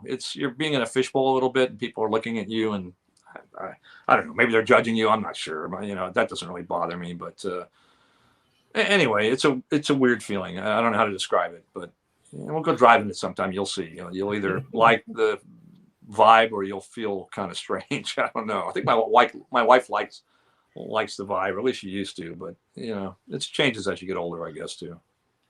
Well, I think California is the only place that you could see anybody snake hunting in a Ferrari. Here in Texas, most people, their cars don't even run, and they're out there in the middle of nowhere. Yeah, that was who kind of was a goofy it that idea. ended up coming? They went out. Well, we know more than one story about a guy who went out snake hunting in his old beater and had to get a cab back to civilization. Yeah, it's well, the one time I took the Ferrari out road cruising, which I did this year, which was just kind of on a whim. It was the only car I had to use because our normal cars were, my son had one and my wife was using the other, and I wanted to go. And like part of owning the older cars is you're always listening for something to go wrong. Like it's expensive when things break. So it's not like, hey, I'm having fun. It's like, all right, it's 100 miles each way essentially. And, and then I'm going to be out there all night, and I don't want rocks getting thrown up, and I don't want the wind blowing. It was fun. I had a great time. I don't know if I would do it again, but it was cool having the top down, having a convertible looking for snakes at night on a warm night that's pretty cool. I'll never forget that. Yeah, sounds awesome. So how good are Ferrari lights for spotting snakes on the road? Yeah. Yeah. I was going to make a video like that, but the one I took is an older, it's a 1994. So it has like the pop-up headlights, that was kind of the thing back then. Oh, and yeah. Yeah. Now everybody has the built-in lights and everything, but back then to be sleek, they were all down and they pop up, and they actually has pretty bright lights for as old as it is. And the biggies, you sit so low this Ferrari sits so low to the ground that you can actually see snakes better when you get down low. I don't know if you've ever been road cruising and you pass something and you get out to go look for it and you're like, I can't find it. Sometimes if you get real low to the ground and shine your light, you can see it easier. So I think there was a bit of an advantage actually sitting, close to the ground, as opposed to, we usually cruise in an Escalade, which sits the opposite. It sits super high and it's comfortable and all that, and it has bright lights too. But the Ferrari, I don't know, it was pretty easy to see them, believe it or not. I'd be okay road hunting in a Ferrari. Yeah, I think that'd be all right. I thought that video might actually give me some views. I think it's gotten, like not a lot, but again, it's all for fun. But it is nice when, it's nice when people watch your channel. Oh, you guys know, it's nice when you get something that all of a sudden takes off and you're like, hey, all right, we do this because we want to share the passion. And when you see people watch and enjoy it, I don't know, it feels good, I think. But anyway. That's fun. It's really fun. So tell us, you told us kind of what got you started on your channel. What would you say is your biggest video, and what do you enjoy and not enjoy about being on YouTube? Let's see. My biggest video, I have an airplane video that's got like, I think it's got like 4 million views. I know you guys have one with a few million views on there. But I wouldn't say it's like my best video. It's just an airplane coming in and the lighting was good and it was passing beneath us. And it was one of these people believe in, I won't even go there, but there's people that believe in chemtrails and that they're out trying to control us. And Right. so it became this big controversy. And I ended up just selling the video to a whole bunch of different people. So I think I've got 4 million views, but I mean, it's been on TV, it's been on everything. So that's the most popular video. It's the least creative video I've probably put out there. So I'm not like, like, wow, look at this video I made. I made one of there was a king cobra in Singapore, and it's got like 1.5 million views. Where it wasn't the prettiest king. The first video we saw of yours. I think that was the first video we ever saw. Maybe there's two. There's one, the real colorful banded one that looks really, really cool in Hong Kong. That one's the prettiest one, but I made one in Singapore that actually has more views. That's a real plain looking king cobra, but it was crossing this path, and the path was like, I don't know, 15 feet across or 12 feet across. And I got a lot of video of him up close. And then as he went across the path, I zoomed out so you could see the whole path and how big it was. And it took up almost the entire path. So anyway, and I edited it with me starting off grabbing a beer out of the fridge and like, oh, I had one hell of a morning. I even put my camera in the fridge to shoot it the other direction. And it was kind of I like when I can get creative and make shots that are different or do things like, I don't know. I was proud of that video. It's somewhere on my channel. It's it's a king cobra in Singapore, a large king cobra. I don't know what I called it, but that one was. I enjoyed that one. I have some other ones I really got super creative with all these cool shots and drones looking like they're going through the car and all kinds of stuff. But I'll spend like an hour just trying to get like a 5-second clip to look right, and it gets a handful of views. So I don't know. It's a love-hate thing, the whole editing. I hear that. Yeah. So if we ever get California back from Russia, and YouTube Space LA ever opens back up, you ever gonna go down there and shoot some video? Where's this now? I'm sorry, I cut out a little bit. Go down where? YouTube Space LA. YouTube Space LA. Yeah. What's I may be missing out on that. What are we talking about? I thought you were talking about something totally different. No, if you have 10,000 subscribers, you can sign up and you got to go in and do a training. And they actually have film studios there. And some of the bigger channels go in and they rent the big space and they do movies and stuff. Oh, really? And yeah, you can book time to go and shoot videos there. Oh. And it's all, if you have a certain status level, it's all provided to us as content creators for free. You just basically have to book it. Mm-hmm. Yeah. Yeah, and you get to use all the equipment, their green screens, everything. It's amazing. They've got editing suites. Really? And there's one in LA. There's now they have one in New York and one in England, like in London, and I think one in Tokyo probably. Yeah. I wonder what the rules are for bringing like a cobra in there for the green screen. I think, didn't we ask about animals? And what did they say? Basically, it all depends on insurance. You have to, like, for I think for us to go in, every person you bring in is going to be about $200 for the insurance. And then everything else is provided for you. They actually have a coffee bar, and they've got one of them California restrooms where men and women go in, which really freaked me out. I've been there once. Yeah, and I don't even think they can call it men and women anymore. I think it's gotten way beyond that. It's like the world's gone nuts. Tell them about all the pretty hand soaps. That were in there. Yeah, so me and my friend, we drove 16 hours to go to we had to be there for a meeting to be able to utilize YouTube Space LA. She was in California because she's from Napa, and we get there and we asked the guy, we drove from Phoenix to YouTube Space LA, which is in the middle. Actually, it's on the west coast of LA. Okay. And it's an old helicopter plant is what it used to be. I can't think of which helicopter. Yeah. And so we had to go to the bathrooms. We're like, can we go in? Can we go in? And they're like, security, there's like 3 guys standing at the door. They finally let us in. So we go in the bathroom. And you go in and it's like each stall is its own room when you go in the restroom. So I go in one, he goes in one. It takes me longer than it takes him. And I come out and he's looking at me and he's like, there was a girl in the stall right next to us. I'm like, what? He said, yeah. So we're like, well, maybe we're in the wrong restroom. I don't know. So I go to wash my hands and there's like 30 different dispensers sitting on the counter. Okay. And so I go to put some soap on my hand. It was mouthwash. Oh, nice. That's a anything- nice smell. Yeah. Put some in So the hair a little basically- bit, you know. Yeah. Yeah, they had hair gel there. Basically, anything you need once you're inside YouTube Space LA, they provide it. They've even got the YouTube Red cameras, which I guess are 500,000 machines, But it's not open to the public. It's only 10,000 or more to the content subscribers. creators But you that think are- nowadays there'd be quite a I don't know, I think there's my neighbors. There's a girl that lives down the street. It's a friend of my daughter. She's got like 1 million. Well, she does Instagram. She has 1 million followers, subscribers. I don't know what they are on Instagram, but she has like 1 million. And then her cousin is a big YouTuber, like 20 million subscribers on YouTube. That kind of big, like Wow. and. Anyway, I don't even know if they've been there, but I think when he hit 10 million subscribers on YouTube, they had the Red Hot Chili Peppers throw him a party or something. He's like a big time YouTuber, like wow. owns a couple $1 million houses and just nuts, like doing goofy kid stuff. But yeah, some Well, people if you make a wanna- lot of money, I guess, and that's not me, but it's Well, still for fun anyhow. But, yeah, If it's you neat want to see. grow your channel, you need to go talk to these people and have them do a shout out for you.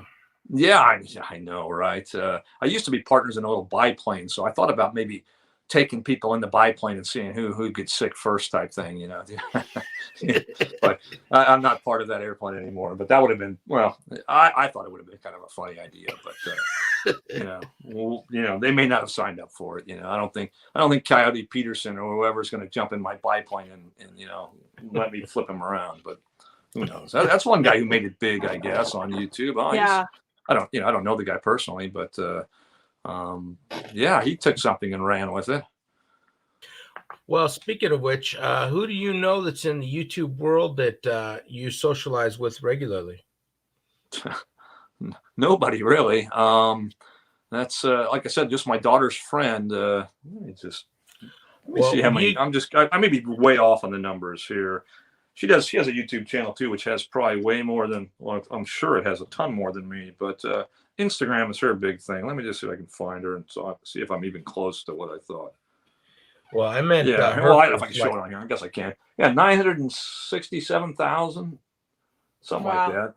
Yeah, and I think her YouTube's got a billion more. Who knows what she has. And the funny thing is, everybody keeps sending stuff to her house. She gets boxes full of clothes and makeup and skateboards and electric bikes, and just in hopes that she'll use them on her video. Right. Wow. So, I meant like Smet herpers, like Smet Logic. I don't like. I was going to meet up with Smet out in Arizona, but the timing didn't work out. It was kind of a last minute trip, and I'm friends with these guys, but I think I have 4,000 Facebook friends, of which I probably know a handful. I probably ever met a handful of them. It's kind of goofy, the whole digital thing. Like Smet, I consider him Rob a good friend. He's made videos where he's kind of had me shoot stuff for his videos and stuff like that. But I've never. I think he said he stayed at my house or something in one of his videos, but that didn't actually really happen. I don't really have any people I go herping with. There's a few local guys every once in a while I'll get a hold of. I've had, since the YouTube channel, I've had a lot of invites from people like, hey, if you're ever in Kentucky, or hey, if you're ever here, or you're ever there, and all over the world, people are like, hey, man, you can hang out, I'll give you a place to stay. If you get out this way, let's go look for snakes. And that's been awesome. I just haven't been able to take most people up on it. Well, dang it, I forgot what I was going to say. Oh, I lost it. I'm still thinking about fellow YouTubers. How about you guys? You guys know a bunch of big time YouTubers or not really? Well, she's interviewed Brian Barczyk a couple times. And I don't know if you know who that is. He's I did. I met Brian once. There was the girl with all the followers. Her brother was going to be an actor, and then anyway, he was on a Nickelodeon show, and the show was about snakes, and they contacted me because I was a friend of his to go out and find snakes for this TV show, this Nickelodeon show, where he goes out with Cam Newton, the football player. I have all this footage. I just haven't used it for anything. But so I'm out there with Cam Newton, which I'm not a big football guy, but I sort of knew who he was. And then Brian Barczyk was there. I didn't know who he was at the time. And anyway, I forget the name of the show. But so I met Brian during that. And yeah, and I've messaged him a few times. If you're ever in LA, hit me up or whatever. And and then at one point, I just said, oh, this YouTube thing's getting kind of slow. I just messaged him out of the blue or whatever, because he messaged, said, oh, I like one of your videos, and he goes, man, you ever need any help? You ever want to come up here? Just let me know. I'd love to help out. So, I hate to. I don't know. Like, I don't. Anyway, if I'm ever up in Minneapolis or wherever he lives, maybe I'll, send him a message and see if he's around. But yeah, Well, otherwise, finding the big YouTubers that are like, I know Noah's been doing this for a while now, and he's got a lot of subs, and he's even before he started his YouTube, he's like, dude, come on out, let's go look for snakes, let's do this, it'll be fun. And we've been meaning to hook up forever and just haven't. I did meet with the Catch It guys. I don't know if you know Catch It, their channel. They've got over 100,000 subscribers now. I don't know how that happened overnight, but anyway, they've kind of slowed down on the whole YouTube thing. But I met them out in Arizona. They live out in Phoenix, and we went out looking for snakes. That was kind of cool. But yeah, I don't know. Anybody I can meet up with, it's fun. And well, you guys must know. I mean, you don't get like in California. If I go out road cruising on the popular roads, most of the time when I stop, someone stops, hey, I know your YouTube channel, and it's kind of cool. I'm like, hey, you want to be in the channel? And it kind of adds a cool dynamic to it, because it's the people that really make the video. I think more than the snakes a lot of times. But I don't know where I was going with this whole conversation. But yeah, Brian, I know him. Well, she's interviewed quite a few big people. We tried to interview Tom Crutchfield, if you know who that is. He's an old importer from back in the day. Who else? We've got a couple guys here in Texas. Our Dave partner. Kaufman. I mean, we've pretty much interviewed all the big people, but most of our friends are either old timers or they're not on YouTube. But still pretty awesome. We're kind of embedded in the Herp Society, so we're always looking for people that can teach us. And being in Texas is like the heart of that. There are people here that have forgotten more about snakes than we'll ever learn about, which is amazing. Yeah, no, that's cool. It's cool you have that kind of a group of people that are around there that, that's just, like I said, just like I've done a few of these where, people ask, hey, you want to be on this? And one was for like UCLA's Herp Society, which I don't even know how many people were on it, but it didn't matter if only one person watched, because it was just, I was having fun talking about snakes with somebody. And, if one person enjoyed it, that was worth it to me. I'd like to do, and I've been saying this for a while too, is like, I know Snake Road is a popular place and everybody goes there, and I've never been there. I wouldn't mind going out there and getting a whole bunch of people that either haven't been there or have been there, and just doing like a big meetup of like, let's get like 50 or 60 people. I don't know if you camp or there's a hotel nearby or what you do, but I think it'd be fun. And then everybody's just like in the daytime, hey, how you doing? Hey, what'd you find? And I don't know. I think that'd be awesome. It'd be fun. Well, the question that I forgot that I lost it was Brian Gundy. Do you know who that is? I know who he is. He comments on my videos. I comment on his videos. I don't really know. I've never met him. I don't know him per se, but we chat back and forth through the comments, I guess, on videos. That's about it. Well, have you? But I know the name from a long time ago. He's been around for a while, right? Yeah. Have you ever had the fortune to see a San Francisco garter snake in the wild?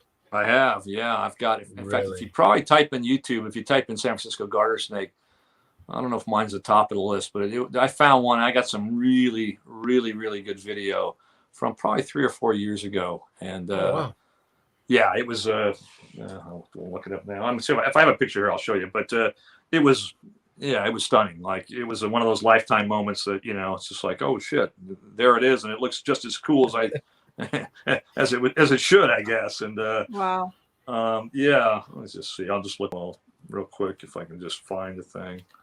Now, I won't scroll through it all, but I was going to show there. Yeah. Wow. Somewhere. Yeah, and that's not, I don't color correct or do anything in my videos. That's what it looked like. And the video is just like that. And we spent probably 5 minutes or 10 minutes with it before it headed off into the reeds, and managed to get some, I don't know, pretty good video. People have asked to use my video for other reasons. And so, yeah, I feel fortunate to have seen one. I went looking for one again about 3 weeks ago because we were up in the area anyhow, but No luck. So maybe that'll be the only one I ever see. I don't know. Well, that's one of my dream snakes to see in the wild. They're just amazing. You know, when you're a kid, and that's one of the pictures that comes up in most reptile books for children. Yeah. And they look as good as apparently they look as good as they do in the pictures. So. Oh yeah, it's some people on like Facebook will take them and I don't know why they do it because they don't have to, but they'll make the colors more vibrant because you can tell because all of a sudden the grass and everything looks like fluorescent green and you're like, oh, that looks kind of funky.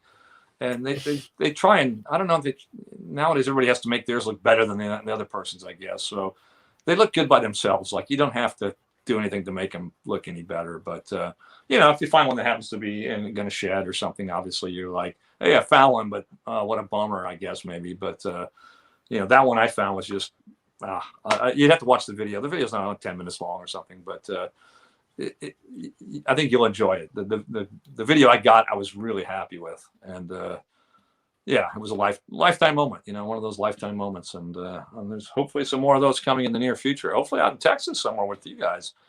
You know, yeah, please. You guys can go show me something that's totally plain to you, and you're like, "Oh, this is a Trans-Pecos rat snake." You know, another one, and I'll be going, "Oh, damn! Look at the eyes! Look how cool that is!" You know, like, you know, it's always fun taking other people places that, you know, they come to your stomping grounds and everything's common to you, but seeing it through their eyes for the first time is definitely fun.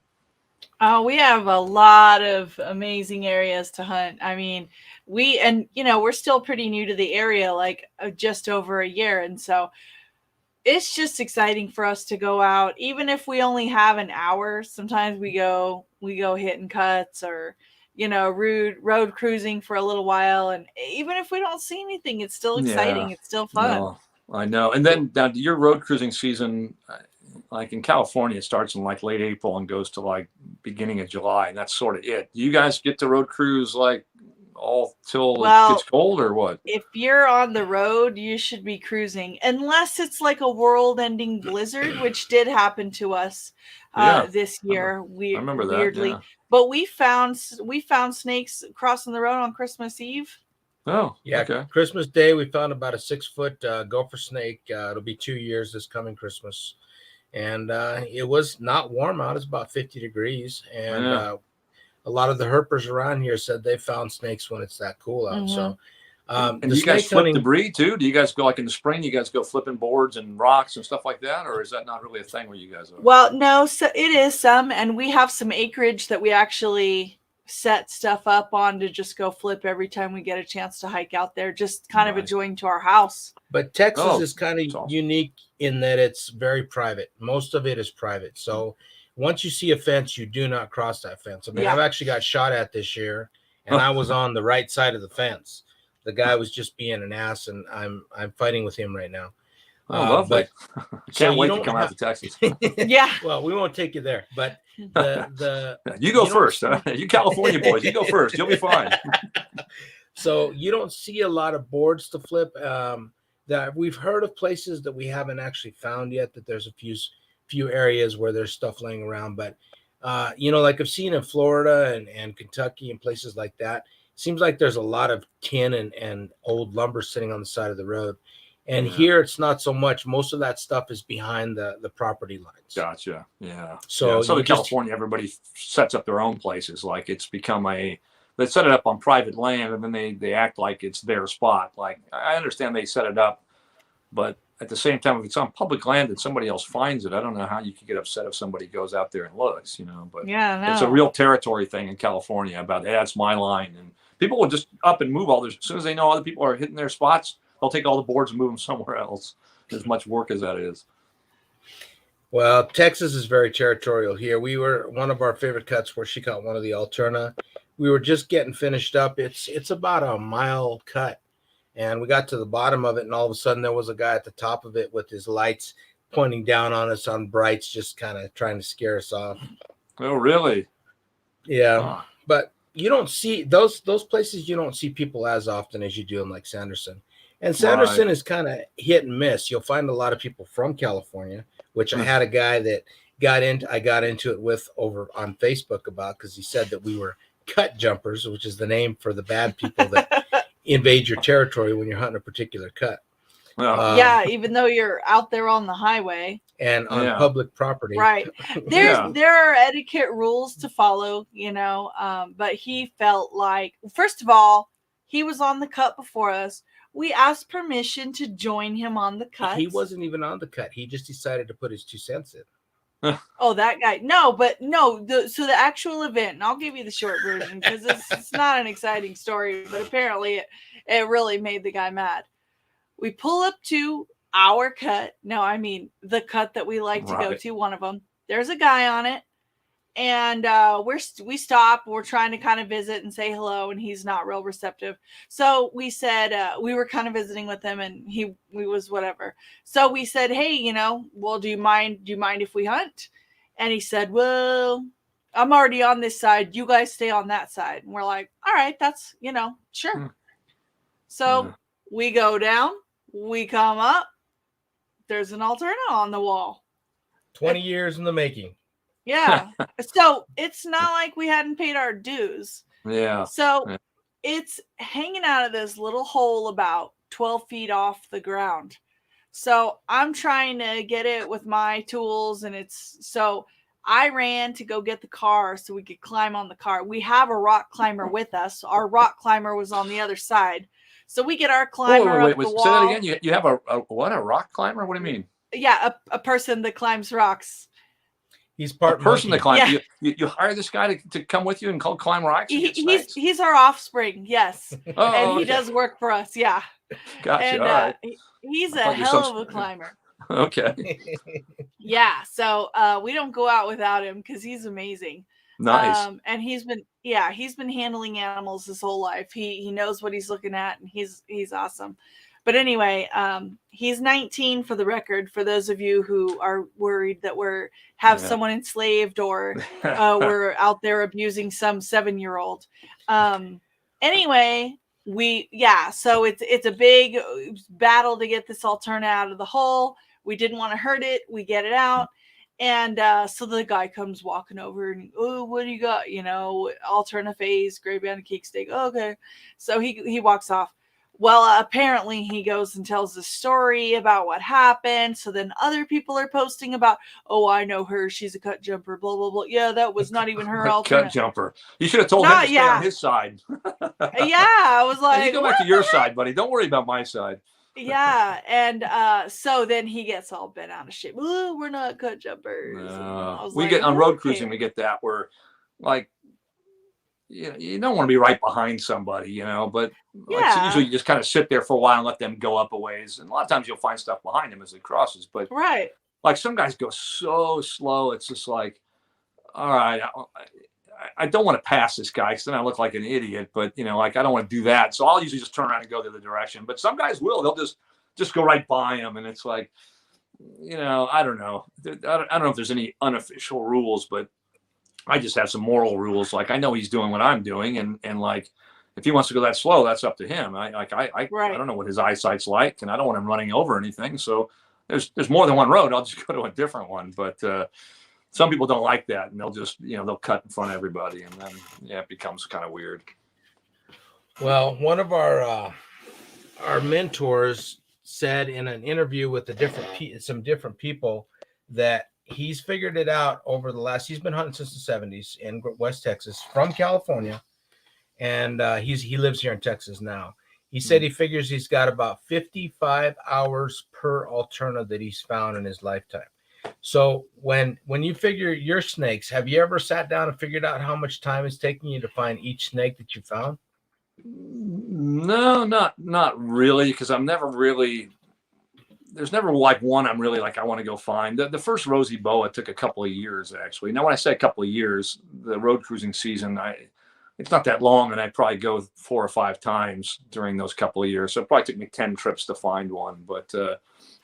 The Oriental whip snake in Singapore, even though it's their most common snake for the most part, it took me about 2 years of, you know, and that's only a trip every couple. It wasn't that many tries, but over a length of time of getting a Singapore overnight, getting out, going looking, and then not finding it the next month, getting another Singapore overnight. It took me a couple of years. And now I can go find them. Now that it's funny that once you've seen something in the wild that like you have a picture in your mind of what you think it might look like or where it should be, but until you find your first one, once you find your first one, it sort of clicks in your brain like what you're looking for, and then it becomes relatively easy. Like not easy, but a lot easier than the first one. The first one's always the hardest one.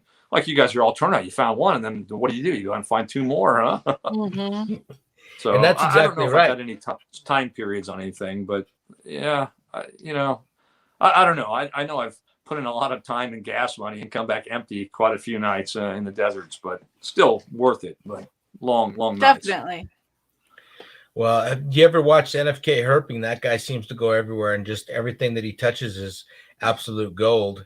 Just find 10 or 20 snakes. I would imagine that's part of the magic of editing as well. Yeah, he said it could be. Yeah. Again, I try not to do that. I don't put out a video unless I find anything, but then I don't like get footage of 4 or 5 snakes and add it all to one video like I found it all at the same time, because that just doesn't seem fair. I mean, some of those places those guys go, like if I went to Western or the middle of Kansas in spring, I could come up with 100 snakes pretty easily. And I haven't done it because we go out to visit in-laws in Kansas, but it's always in the middle of the summer and it's always over Christmas. So it's the worst 2 times to go.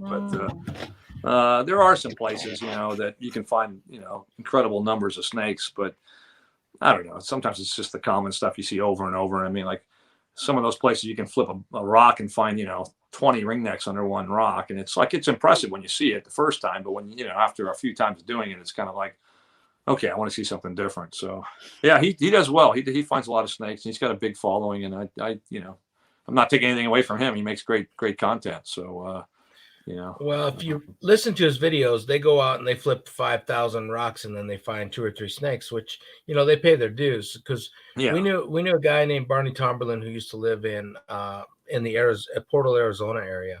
He used to film for Crocodile Hunter and Jeff Corwin. Oh, yeah. And there's a video where the Crocodile Hunter was going down this dry creek bed in Arizona, and he finds a speckled rattlesnake and a Mojave rattlesnake and a Gila monster, and he finds about 4 snakes. Yeah, every 20 feet or so, there's some other amazing animal. Yeah.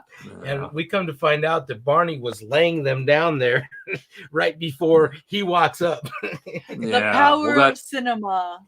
Yeah, that show I did with Cam Newton and everything, and they're out looking for wild snakes, which lo and behold, they found I think a rosy boa and a ringneck and snakes. The rosy boa wasn't even in the area that we found it, but I was the guy to make sure that the show had snakes for the show. They didn't pay me or anything. It's just it was a neighbor kid, and it would sound like a kind of a cool thing. And anyway, a lot of those shows. I remember watching shows about, I forget who it was, but there was a guy chasing like a paradise tree snake, a flying snake, which I've found, since then. But I remember him running and, like he's chasing it from treetop to treetop. And I'm like, wow, that must be cool to see. And then, come to find out, like, that's not what they do. That's not real. But, they got to sell television, got to make it look more dramatic than it is. So, yeah. So you've seen a flying snake? Yeah, I've got video of that one too. The paradise tree snake is the flying snake. They're in Singapore. I've got maybe 2 or 3 videos with those snakes. They're really cool. I don't have any video of one flying, but I do have a good shot. I put a GoPro, and they love to be in the treetops. So, we found them on the ground, well, close to the ground on the trees. And then when I release this one, I try and take video to make it look like I didn't handle the snakes if I can. But some of the snakes, the only way I'm going to get video is to handle them, because they're too erratic and they're gone. So this one, when I let it go, I knew it was going to go up the tree. So I put a GoPro. I took I forgot what I had, my belt or something, put it around the tree and had my GoPro looking down the tree. So it would go right up and over and by the GoPro. And I had to let it go like 10 times. You only see the one time where it goes up right over the GoPro, and it looks really, really cool. But I had to do it like 10 times, let it go. And it's like, oh, didn't go by the camera, and then grab it real quick and then, put it back. And not trying to fake the video, but trying to show what it does. But it took quite a few efforts to make it look, like it did it in one take, I guess. Yeah. But, people cool don't snakes. Know the challenges that come with filming reptiles. I mean, it's really difficult, especially wild caught stuff. I mean, they're not going to just do what you want them to do. We had somebody So we have on IMBD and some websites that we're animal handlers. And so somebody wrote us this long email and they said they wanted to hire a chicken. And I was like, we didn't even respond. And then they write back, hey, we're doing it as short film, blah, blah, blah. We've heard good things about you guys. We really need to hire a chicken. And we were like, actually? And they were like, yeah, here's what your pay will be for the day. And we're like, okay, we'll bring a chicken. Done. Yeah, so I went and took a chicken out of the chicken coop. So I get there and they're like, oh, he's beautiful. And they were like, okay, can you get your chicken to like walk across the sidewalk this way? And I was like, well, it is a chicken and it's not like a trained chicken. And I don't like specifically just work with chickens. So let's see. So I get him. And I'm like holding him by the wings, and I set him down, and I'm holding him, and I wait till they're ready, and I let him go and like tiptoe out of the shot, and he's all like, and he goes across, and they were like, "Oh my God, you're amazing!" And I was all, I guess, Got lucky. yeah. So yeah, it happened every time. I just kind of like did that again. And then in the culminating scene, he actually stops and he flutters his wings. And they were just like, all in slow motion with the music. It was so funny. So they put this big old review about how I like know my animals on a deep level. Chicken and I was whisperer, like, right? The chicken. Yeah. I was like, we just have them for eggs so our other animals can eat. But yeah, it was really funny. But yeah, you mentioned that it is, you know, like for me, I'm a one-man show almost all the time. I go looking for snakes. Sometimes my family's with me, but it's like, you got to find the snake. You got a video finding the snake. Then you got to get video of the snake doing something, you know, like I know a snake sitting there is great for a still, but for a video, it's awful. It needs to be doing something, moving, doing something. And it is, especially when it's something venomous. It's like, okay, I found it. I've got this Chinese cobra. I'm in a tunnel in the middle of nowhere. And if I get bit, no one's going to help me. But I want to make a cool video. And I need my lights here. And now I got the snake going here. And where'd he go? And like, there are some, you know, I try and make calculated decisions, but there's a few times when I'm like, what's wrong with me? Like, what am I doing? You know, I've been one place in Hong Kong, there's a tunnel that runs through a mountain, and it's not like a tunnel that people are meant to go in. It's got, you know, it's a big rocky thing with water seeping through the roof, and there's a big canal, and there's bats everywhere, and you know, I'm in sandals, and the snakes happen to like it in there. And every time I go in there, I'm just like what's wrong with me? Like there's got to be something seriously wrong with me, because I bring like 2 different lights as well as batteries for both of them, and everything I can think of, because in the middle of this thing you can't see one end or the other. Like it's just pitch black. it's you can freak yourself out. I'm not a person that, like, I don't know, like things don't usually get to that me, sounds but like the beginning of a scary movie for oh sure. yeah, you could make a very unsuspecting interesting pilot goes on an adventure. Yeah. All the other pilots went to the bar to go have a few beers. What's this idiot doing? Yeah. Well, as a married man, I say it's safer to chase snakes than it is to go chase women, right? It's there we go. You know, I mean, I'll take a quick death from a cobra over a 10-year angry wife any day. So smart man. Yeah. I think it's even safer if you're unmarried. Yeah, that's true. Yeah, that's right. Yeah. Anyway, So the whole video thing is fun. It's fun to make the videos, but you take like a million different shots, and then it takes forever to edit them, because you're like, oh, I got to make this work with this one, and he was going left to right, but the last shot he was going right to left, so now I got to reverse it so it looks like he's going the same way. And there's a lot that goes into it to make it look like nothing went into it. And you know, and one of these days I might make a video about what I've learned over the years as far as making videos. Not that I'm any expert at it, but I've learned a lot of what not to do over the years, and can save some other people maybe the headaches. And the headaches in the editing room usually is because you just didn't do something as well as you could have when you were there. And yeah, I've made a few of those mistakes, because I usually edit when I get home, and then I'm like, I got all this great footage from Hong Kong, but like, I really wish I would have taken this shot, because I don't have any way to get from A to B, and I need that shot, but I can't go out and get it anymore because I'm in California. And yeah, editing is a love-hate thing. You guys probably know it's a love-hate thing. It's yeah. Well, let's talk business for a second. So you've had Oh. this video camera for years and years and years, and it went Yeah. out on you finally. So you decided to get a new one.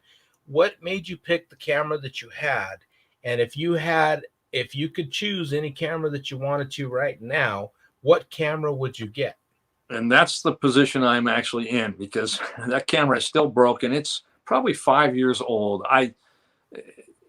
It's different. Everybody now, like, it's the cool thing to have the digital SLR with the big lens, you know, and it's like, oh yeah, you know, I'm a YouTuber or whatever, and with the big mic and all that. For me, I wanted something. I was looking for two different things in my camera, and it's changed over the years, I guess. But 5 years ago, like optical stabilization, I didn't want the digital stabilized stuff. It just didn't look crisp and clean. I didn't want anything that was like digitally stabilized. I wanted it to be a lens that was floating around in the housing. And I also wanted something that could zoom, like zoom a lot, for stuff I couldn't get good video of any other way. So I wanted an optical stabilized lens, and I wanted a good zoom, and I wanted to be able to shoot in 4K, just because it was kind of the thing at the time. And most people don't watch anything in 4K, I don't think, but I just like doing it in 4K. And if you really want to output it to 1080 anyhow, you can take your 4K and you can even zoom in even more in post without it looking crappy. But so that was it. 5 years ago or so, I got this. It was also, I, you know, being a pilot, I travel, and I don't want to bring a big, you know, SLR, DSLR with a big lens, and I just don't want to deal with all that. So I found a camcorder, which is, everybody's like, oh, it's a camcorder. That's like, no, that's not professional. That's not a good way to shoot. But I looked at the quality, looked at the reviews. I shot it for a few days, and I'm like, this is awesome. And it's a little Sony AX53, I think they call it. Shot in 4K, had everything I wanted, and it changed my YouTube overnight. I was like, I went from like, oh, this is kind of a fun hobby, to all of a sudden like, wow, I can get good shots. Now I need to come up with good stories, or come up with a lot of other things to support the video. So it was kind of a double-edged sword, I guess. But anyway, I've had it for a long time. It's gotten wet, it's gotten dropped, and I try and take care of my things. But when you're out in the jungle and you start training, and you got a backpack, and you got, you know, it's life, you know. I mean, you got to use it. I mean, you could baby it and not get the shots, but I wanted to use it. So I've gotten my money's worth and then some out of that camera. The flip screen that pops out started to go. That was fine. It had an eyepiece. I like the eyepiece anyhow, but all the menus to change any of the settings were all on the screen, so I couldn't change any of the settings anymore. I was okay with that ish, but now the whole thing finally it's stuck into the mode of like, it's been reset. It's like, oh, please select your language and date. And I'm like, you can't do that unless you can open the screen. So I can replace the screen for about $250, maybe $300, somewhere around that range. But it's been worn. It wouldn't be a new camera at that price range. It's still about $1,000. They still sell the exact same model even after all these years. So I will probably replace it with exactly the same camera, as goofy as that probably sounds. I haven't found anything that I like better. And I don't know. I learned in all my editing that the reality is the audio is 100 times more important. And you don't have to have great audio, but if you make your audio sell the story, it's way better than any video you could possibly take. And I learned that from watching videos. And for anybody who's making wildlife videos, do yourself a favor. When you first get to where you are, don't say anything, and just hit record on your phone or whatever you want to use, and just record all the background for a minute. So you have all the sounds of the insects and the bugs and the birds or whatever it is you have. And then you have a background track, because a lot of people use music to try and kind of make things work better, but I don't like to use music unless I have to. But if you have like natural sounds that go from one shot to the next shot to the next shot, it flows better. And so having a good camera is great, but you can shoot things with an iPhone or something nowadays, as long as you think well about what you're going to do. And sometimes you can take your voice from your next shot, but overlap it so it comes in on the shot before a little bit, what they call a J cut or an L cut. And there's a lot of things you can do audio wise. Someone told me that, you know, so long as the audio is good, you can make a decent video. If the audio is crappy and it just doesn't work. And it's true. That's why a lot of people use music to just kind of tie scenes together, because the mind follows the music and it makes sense. Anyway, I'm rambling on and on, but I'll replace it with the same camera. I think I tried to get one before I left on this trip, but I couldn't get one. They were out of them. So that's the plan. I don't know. I make some money on YouTube. It's not a lot, but it's more than enough to pay for the camera. So, you know, I don't like spending money on myself, but this is what I love to do. And I feel like my hobby's been taken away from me in a little way. So I gotta get another camera. Well, have you ever had any formal training with editing or filming? No, it's all been doing the wrong thing a lot, and then just learning by watching my own videos. I watch a lot of other people's videos, and then I haven't taken classes, but I've gone to like some of these YouTube channel sites where they just show how to be a movie maker, or how to make common mistakes, or how to make things flow better, and this and that. And so I've just learned over the years what not to do, and a few little things, like I used to just take video of a snake, and then as soon as it would stop moving, I would cut to my next shot of it not moving, and then going. But like, that was the biggest mistake to make. You want to cut on action. Every time you cut, you want something to be moving, and then you want to have something moving in the next shot, and it flows better. But for me, that didn't seem intuitive. A lot of stuff with the sound, like I said, having a background soundtrack, and you can get rid of all your other sound and just have a background soundtrack that goes from one shot to the next, and the birds sound exactly the same, so that your mind thinks it all happened exactly one shot after the other, even though maybe one shot was 10 minutes before or 10 minutes after, and there was an airplane going by you didn't notice that sounds awful. You just get rid of it all. And I don't know. I've learned by my mistakes, I guess, more than anything. Although I have looked at other YouTube channels that tell you, like, hey, do this, don't do that, and a lot of the don't do that stuff I've done in my beginning videos, and I couldn't watch my own videos. So I'm like, this is terrible. So I just tried to make each one better, and then people are encouraging when they're like, oh, that was a great video. Yeah, I like the editing or something. And then it's like, you almost feel like, oh, now I got to make a good video better than the last one for, like, I feel like there's pressure on you to make better videos. And I don't know. It's a hobby. It's all for fun, but I try and make something that's watchable. I mean, nowadays the younger generation doesn't want to see a story. They don't want to see a guy getting off an airplane and going to the hotel and whatever. They just want to see, they want to cut to the action. Where is it? I want to see it. And, the whole TikTok and this and that, 60 seconds is all they want to look at. And even YouTube has the shorts now, which I'm guilty of doing a few, but I don't know. I like to try and tell a story, and then people can look back later and go, oh, okay, this is how it happened. Or this is, I don't know. Anyway, I'm rambling on again, but. No, I think there's still a good audience for that. I mean, I don't know. The kids that, have a 3-second attention span, I don't know what to tell them. I don't know. Yeah, I like the Jeff Corwin shows, when he had a show and he gets to a new place, and he's taking his taxi ride and he's eating some weird food and like, it was fun. It was like, it wasn't about everything he found. It was about how he found it and how he went about finding it. And, my beginning videos, I'm no oil painting here. So like, I didn't want to be in front of the camera. I was like, I'm not going to put my face in front of the camera.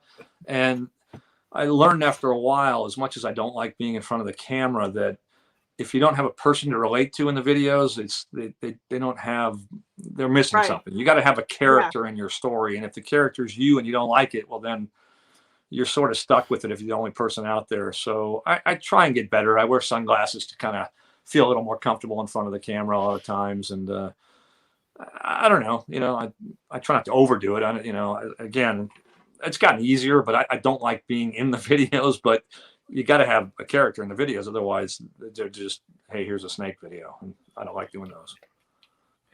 So here's something a little off topic. Being in all the places that you've been, have you ever run across A, UFOs that you can talk about, or B, ghosts?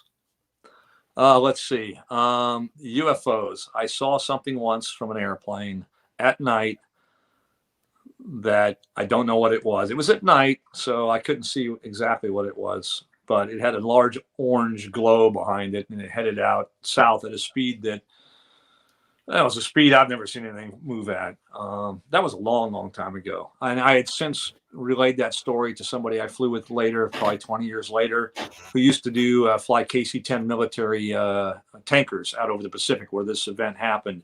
And when I told him the story, he kind of chuckled and looked at me and he goes, yeah. He goes, I know what that was or something. He goes, I can't tell you, but anyway, he goes, yeah, you saw something, So I'm assuming it was a military aircraft or something that, anyway, again, he's like, oh, I have a top secret clearance, and they don't give those for, I can't tell you. He goes, but you saw something real out there. So I'm probably a military aircraft of some sort. But again, it was moving at a clip that I won't bore you with the whole story, but it was definitely eye catching. As far as ghosts, yeah, no, haven't seen anything that I would love to video something and go, what the hell was that? You know, but I videoed a few things that were kind of funky, but every time I could come up with an explanation as to what it was and why it was, and I'm like, oh, okay, that's what that was. But no, I'd like to believe that there's something cool like that I, could be seen. I don't know. It just seems like with more people with phones all the time, everybody's got a phone and therefore a video camera. I don't know. There seems like there's less and less things being shown, and the things that are shown with video editing nowadays. I mean, I can make a good ghost video if I wanted to. I can make a pretty compelling ghost video, I would think. But I haven't yet. But I actually did something in one of my videos, but unless you watched it in 4K, you wouldn't have noticed it was there. And I did it so subtly that nobody saw it. So it was basically, I was at some house that was like abandoned, house somewhere, and I was looking for snakes. It was the end of my video, and I was kind of looking over my shoulder like, oh, it feels kind of creepy or something. And then I edited in one of the windows.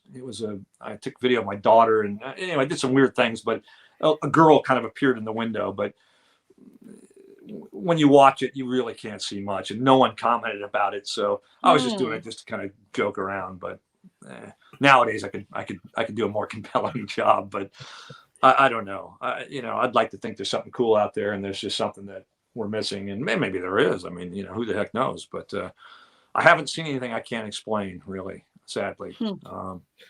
So yeah. Well, how about you guys? Do you see anything cool? You got anything cool you can share? Well, we both spent 20 years in Roswell, New Mexico. So there you go. All right. Heard lots of stories and had several strange events hit us through our life. You got any cool artifacts behind you there you can't show me? Well, there's a story that was in Montana, that there was a guy that was there, and he had a piece of flat metal that looked like tinfoil. And this guy was like some uppity in the military. And I guess he have it, and once in a while he'd bring it out and he'd crush it all up into a ball, set it on the table, and it would flatten itself back out. Yeah, see, now that's something like, yeah, that's something cool. Like I'd like to find something that I just can't explain and just go, what is this? Like I just haven't had that experience. Oh, I did have. It's not a UFO, although I thought it was. I didn't know what it was at first. It was only within the last year. We were flying up to Alaska at night from Japan, and it was night, and I saw 3 stars in a line in front of us, which Orion's the only 3 stars that really are in a belt that look like that.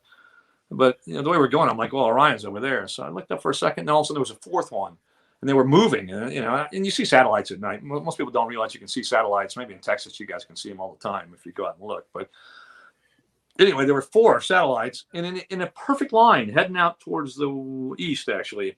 And then a 5th one appeared, and then a 6th one appeared.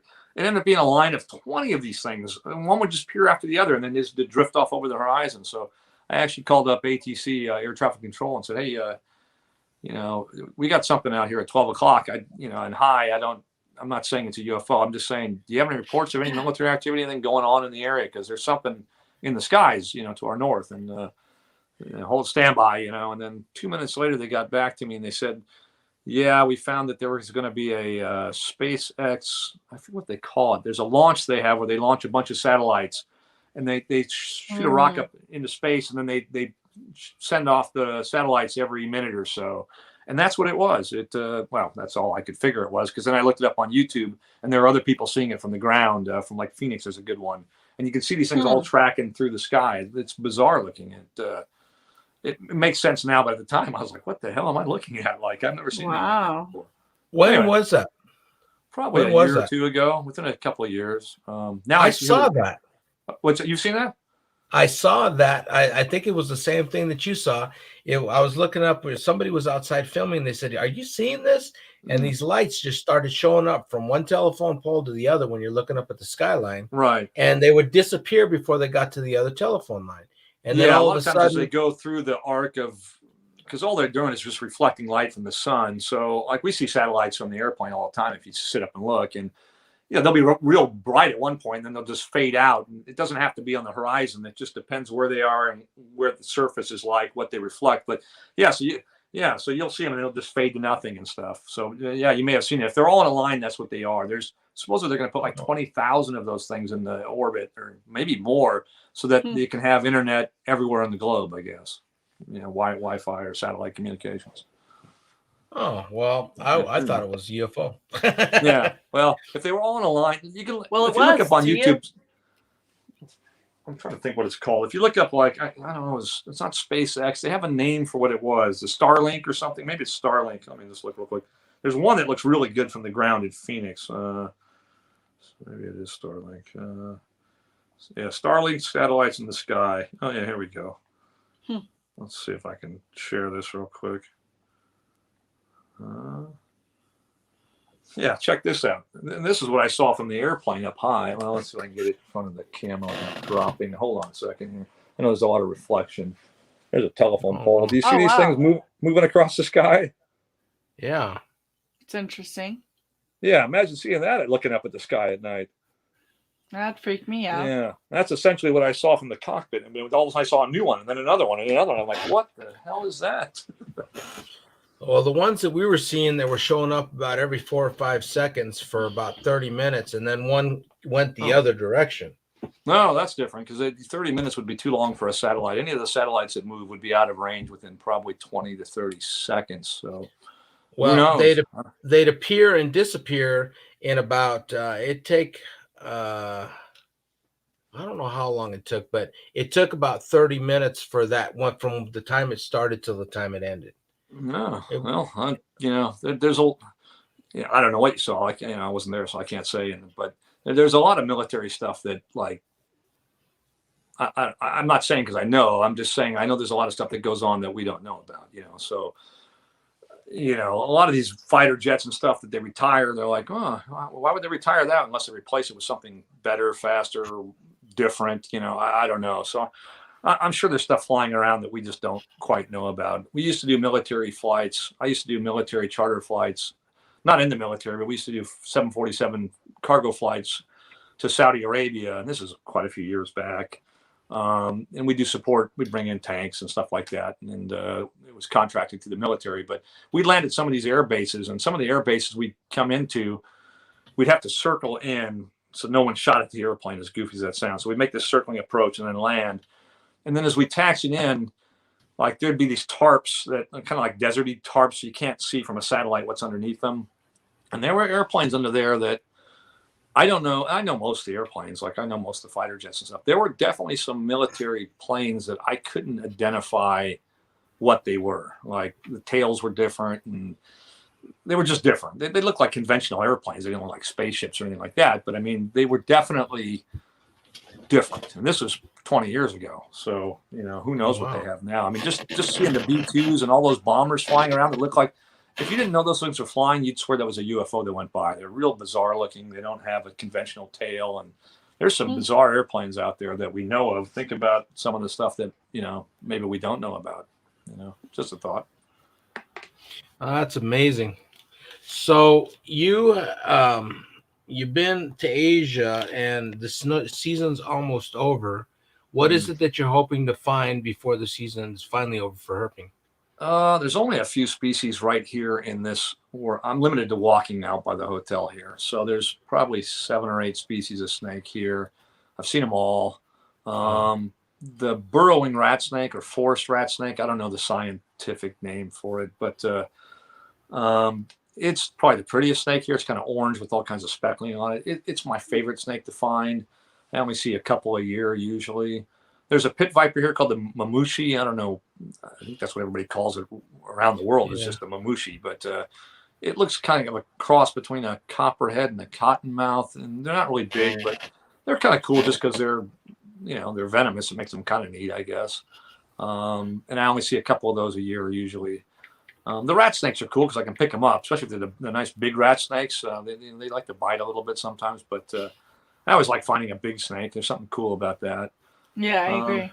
Yeah, something, I don't know. I mean, yeah, I don't know. It's just something cool when you find something big that you can grab. It's like, oh, look at this. It's easier to video sometimes too. But Gloidius I'll go out today. I don't know what I'll hope to find. Gloidius blumhoffi. Yeah, that's the it. mamushi.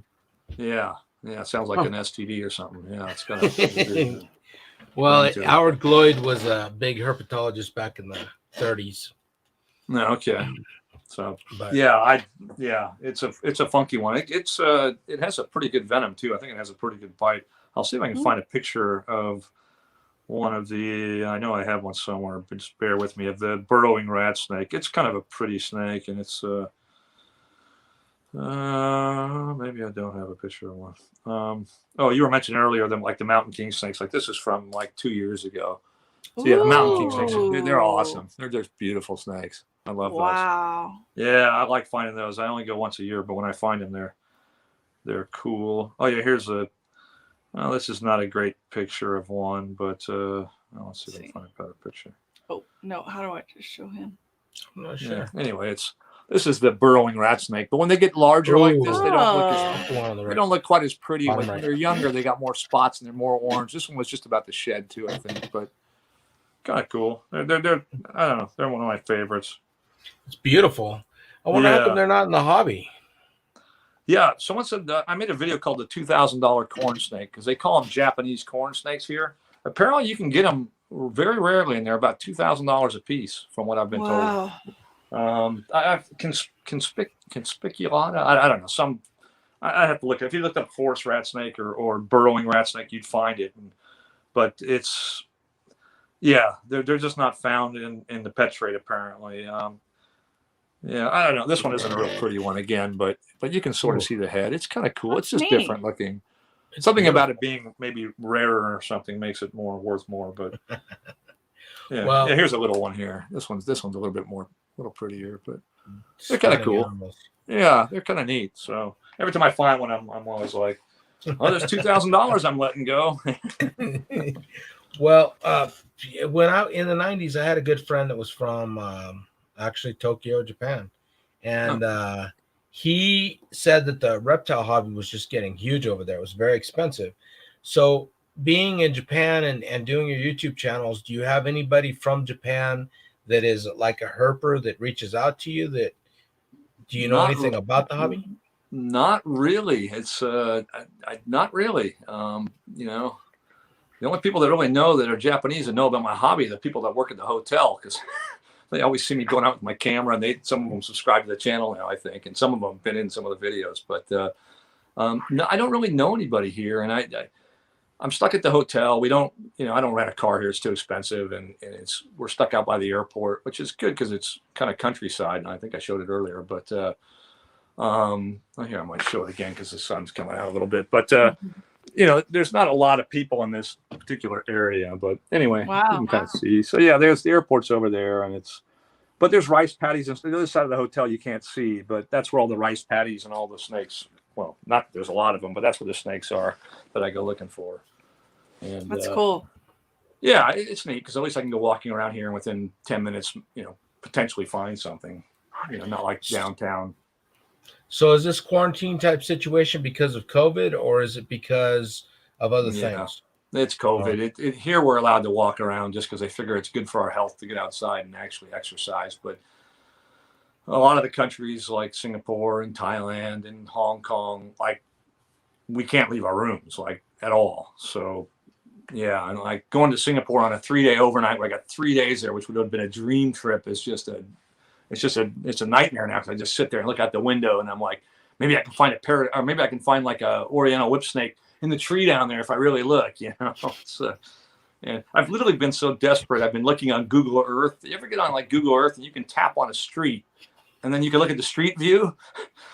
I've literally been looking at the street view, looking for snakes and bushes and stuff just because I'm so bored. I'm going to find one too. If I find one, it's going to be like, yes, I found a snake on Google Earth. But it hasn't happened yet. That's awesome. And so you are back home. Are you going to try to do any herping in California before the season's over? Yeah, the season's kind of weird. Now it's fall. It rained actually the other day. What's that? Oh no, I was just. Oh, listening. I'm sorry. I'm sorry.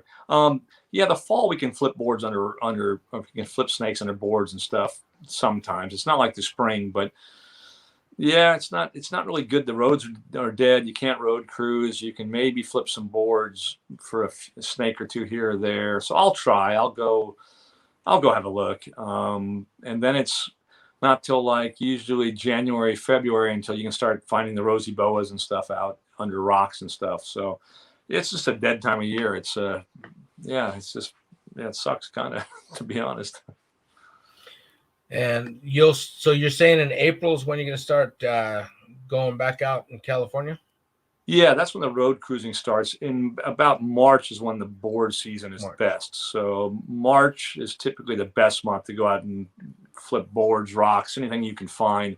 That's when you find all the kings and gophers, and all the snakes are typically found in March. So March is boards, sometimes February. And then April starts road cruising in the desert till July. And then it's not like a great snake season. In the summer, the snakes are out. It's just hard to find them just out on the crawl. It's not as easy, I guess. And you could spend hours and hours looking and maybe find one snake somewhere. And it's usually a Southern Pacific rattlesnake, which they're cool, but like, I don't know. They're kind of common. Kind of like your Western Diamondbacks, I guess. Well, have you ever seen a Gila monster in California? No, I've heard they're there somewhere, but I don't know. I've never been to where they would be. A friend of mine lives in Palm Springs, swears he saw one nearby, which would be way out in the western end of the range. And I asked him, and I shared something else it could probably be, but he said, nope. I know what it looks like, and I know what it was. And he says he saw one, but I don't know. It's, it could be. Yeah. Who knows? It was somebody's pet too. People keep a little bit of everything too. So. Yeah, there's a couple guys that actually have them legally in California. Steve Angeli, he's breeding Gila monsters there. So, I don't know. I'm not doubting what he saw, but, we have chuckwallas and stuff that, if someone doesn't know what they're looking at, it's a pretty big lizard and it's kind of fat and so I don't know. He just swears that it was a Gila monster, but maybe he just wants to believe that story because it sounds cooler, Yeah. People tell me all the time, oh yeah, my uncle saw a snake in his barn. What was it? It was a cobra. Yeah, cobra. Sure? Like, 12, 15 feet long, right? Yeah, it was a cobra. I know, I saw it. It was brown. Okay. No, you're right. Did it have a rattle on the tail? That's right. It's a rattle cobra rattle. Yeah. Yeah, every snake that's found in Montana is a diamondback. Yeah, it is funny how the whole thing and the size. Oh yeah, it was like 12 feet long, and all these crazy things. But I don't know. I think people want to believe things. I don't know. Everybody just exaggerates everything. It seems like. Well, or they, they have a small piece of general knowledge. So then when they see it in their mind, that is what they're seeing. Yeah, yeah. No, and I have that with aviation, where I go out with my wife's friends and stuff. They don't know I'm a pilot, or it doesn't come up in casual conversations. So, they start talking about weather and this and that and things that I'm like, oh, you're actually wrong about that, but I don't say anything. But like, I have a lot of knowledge in weather and all that, but people, a little bit of knowledge is a dangerous thing, isn't what they say. And it's funny how people will run with something that all of a sudden they're an expert because they learned one little thing. And anyway, I'm probably guilty of it as well, but unfortunately guilty all the time. But being a guy who knows weather, when's the best time to find snakes on the road? What weather in California makes it for a snake road find snakes? I can't even answer that. That's the funny thing. Everybody's like, oh, avoid the moon. You don't want the full moon. That's terrible. And then, go when the barometer's low, because the low pressure brings the snakes out. And it's like, Southern California, like, we don't have like big weather fronts that come through. We don't have like big barometer changes. Like, everybody says, oh, the pressure was low. I'm like, yeah, but you realize that's not like that low. Like, it's not low at all. And so guys have their little things they pass on, but I go when I can, married with kids. If it's a full moon, I'm going if I'm free, it doesn't matter. So yeah, I've had good nights with a full moon. I've had bad nights with a full moon. I've had bad nights on what I thought were ideal conditions and good nights on other ones. So I don't have enough information to even be able to answer that with any confidence at all. Like, if you can get out and look, go look, I guess. That's what I say. Yeah. I mean, everybody's like, oh, if there's approaching weather front, that's great. maybe it is, maybe it isn't. There's so many other variables I think that play that people don't consider, that maybe what they think is a consideration isn't even in the game. So I don't know. Yeah. I just don't And know. I I wish mean, I could there's say. things that we can't know or understand, I think. Yeah. Like, I don't know. Yeah, well, I got guys telling me like, "Oh, I hope you release the snake in the direction it was going," and I try and do that, and I'm like, okay, like, all right, but I'm like, now, like, all right, I get it, but like, how are you making a scientific statement there? Like, do you know that if like you turn it around, now all of a sudden its world is turned upside down? Like, well, now it's 100% lost and it's never going to go back. Like, if it was going that way it was on its way to a party. Yeah. So it's got to get to the party. Yeah. But if it was going to a party, wouldn't it still remember it was still going to a party? And if it knew where the party was in the first place, just because you turned it around, wouldn't it still know where the party?